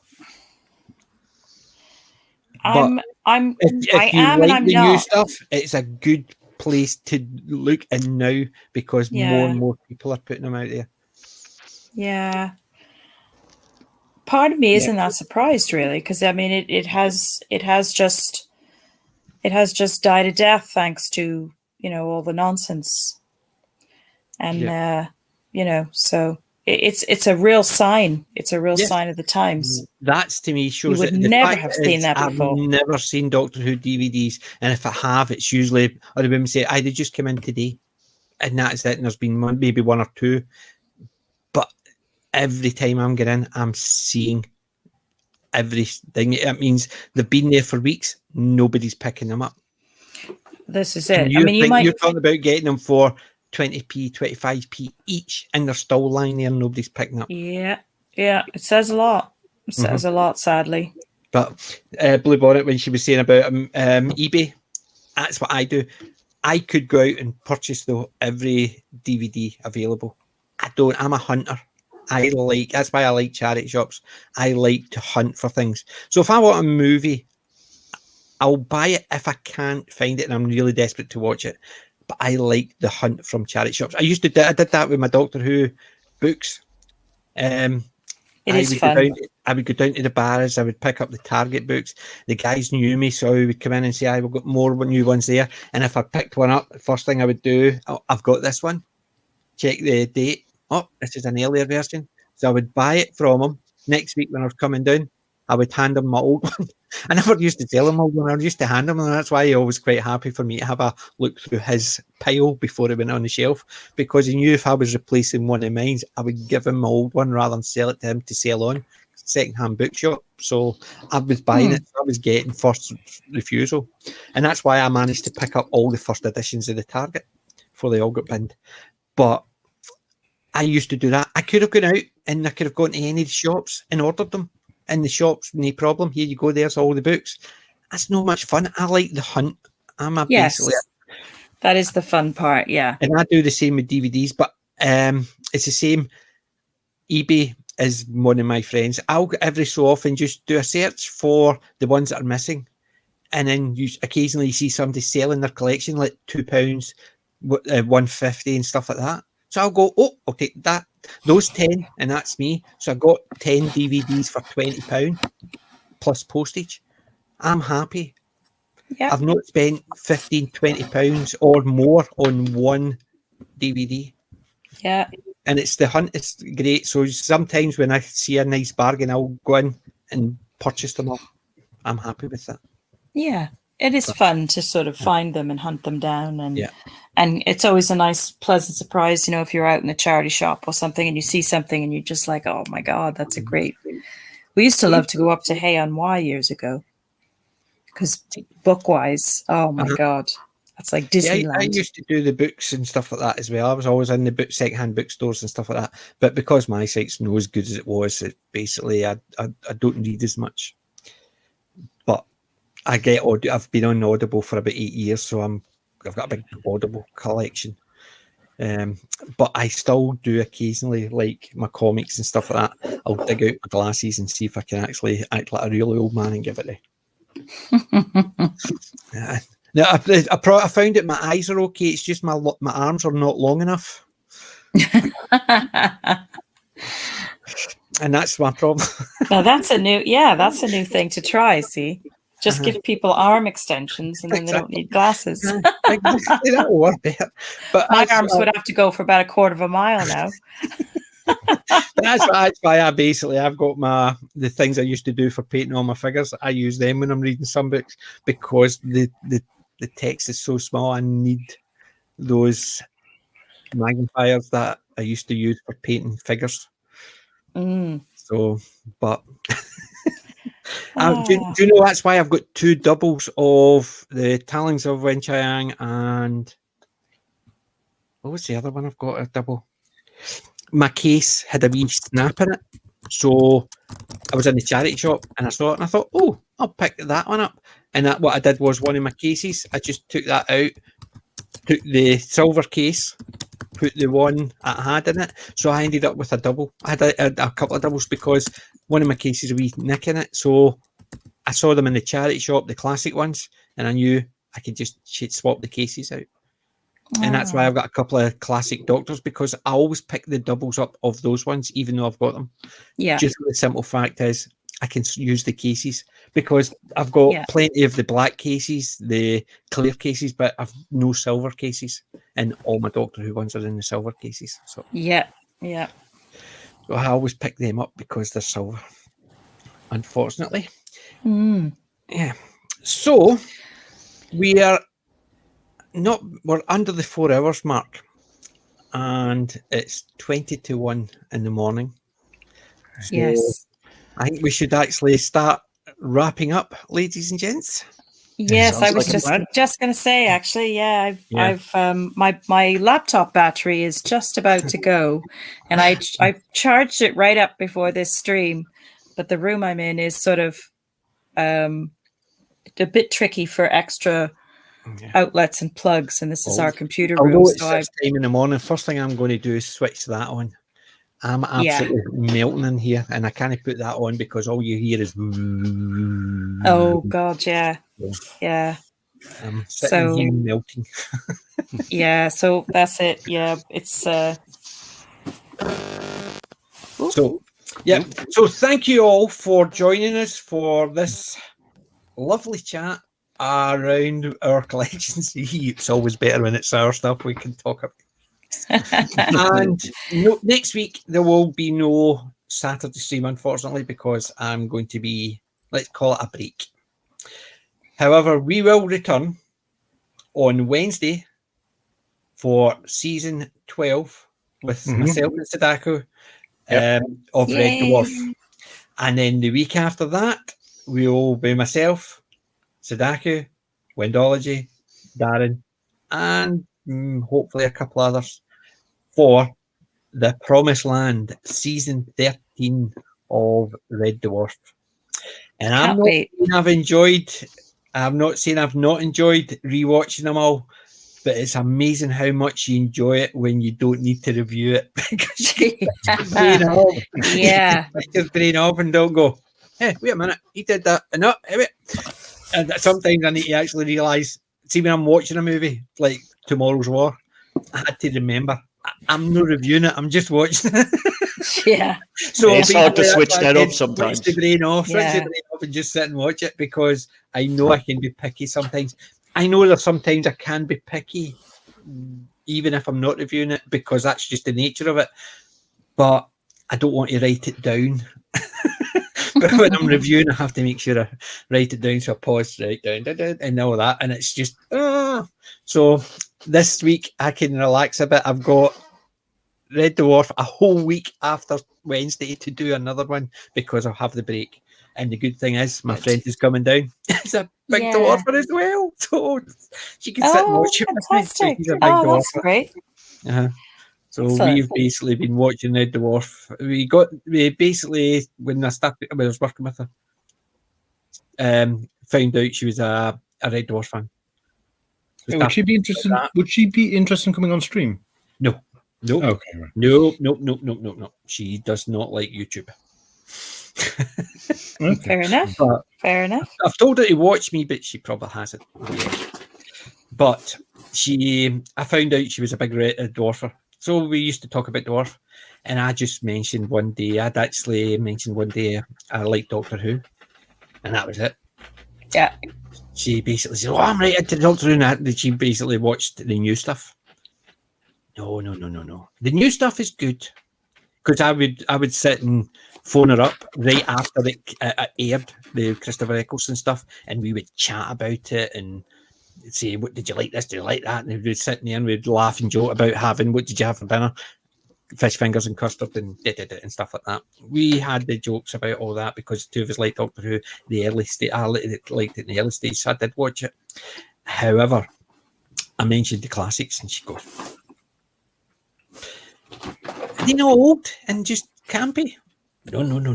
Watch them. So I gave her a couple of my DVDs. Her collection is starting to rival mine on Doctor Who. See? Yeah. She loves Doctor Who. So any Christmas, she gets Doctor Who from me. Any Christmas, I get Doctor Who from her. She knows my collection and I know hers. So we're always stuff like that. So and even her daughter's a bit of a geek. She's a big Spider-Man fan, so she loves my Spider-Man stuff, and she likes my Judge Dredd stuff. You saw the picture. That's my friend's daughter with my Judge Dredd. That was the Judge Dredd helmet I made, and I was wearing the one that I bought. she was holding the log Everett I made, and I was holding the one that I bought because she's not getting them. But it's that type of thing. So even her daughters are getting, and that's why I keep this on, because I shaved it off once and she just looked at me and goes, nope. She wouldn't come anywhere near me, so I had to grow this back. 5-year-old and told, nope, grow it back. She didn't like me without a beard. She wouldn't even give me a cuddle if I've not got a beard. So hence the reason why I kept it, and I just trimmed it down rather than shaving it. Oh, Who says I'm bullied by females? That's so great. No, not at all. There's 3 daughters, and a load of females have always bullied me. I was born bullied by 3 daughters. I'm going to die bullied by 3 daughters. Unfortunately, it was my 3 sisters who were my dad's daughters, and now these 3 are going to be my daughters. So either way, I get bullied. You're basically copying Sathra's tragic story from Babylon 5. Yep. Yep, and it's exactly it. Zathras basically. It's one of my friends used to say, you need to actually listen. I says, I was born with 3 older sisters and I've got 3 daughters. She goes, oh, you know how to listen then?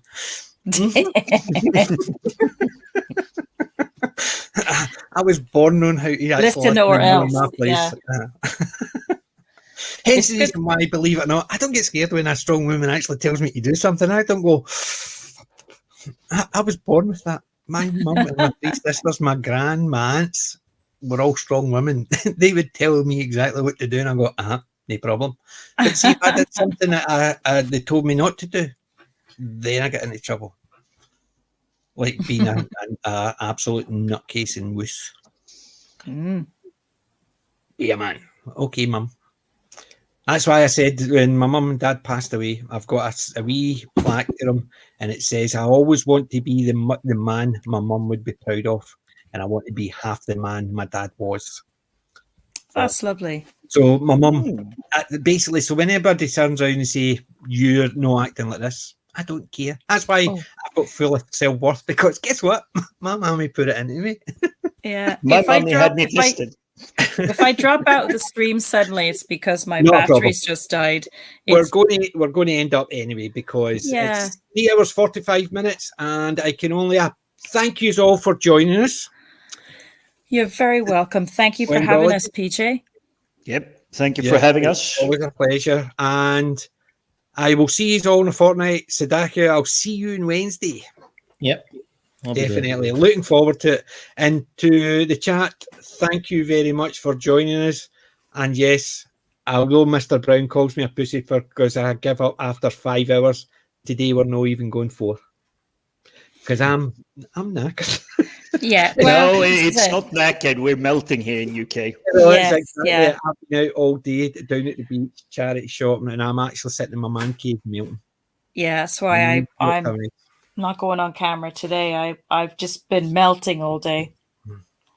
See if I had hair on the top of my head, it would actually all be going. Yeah.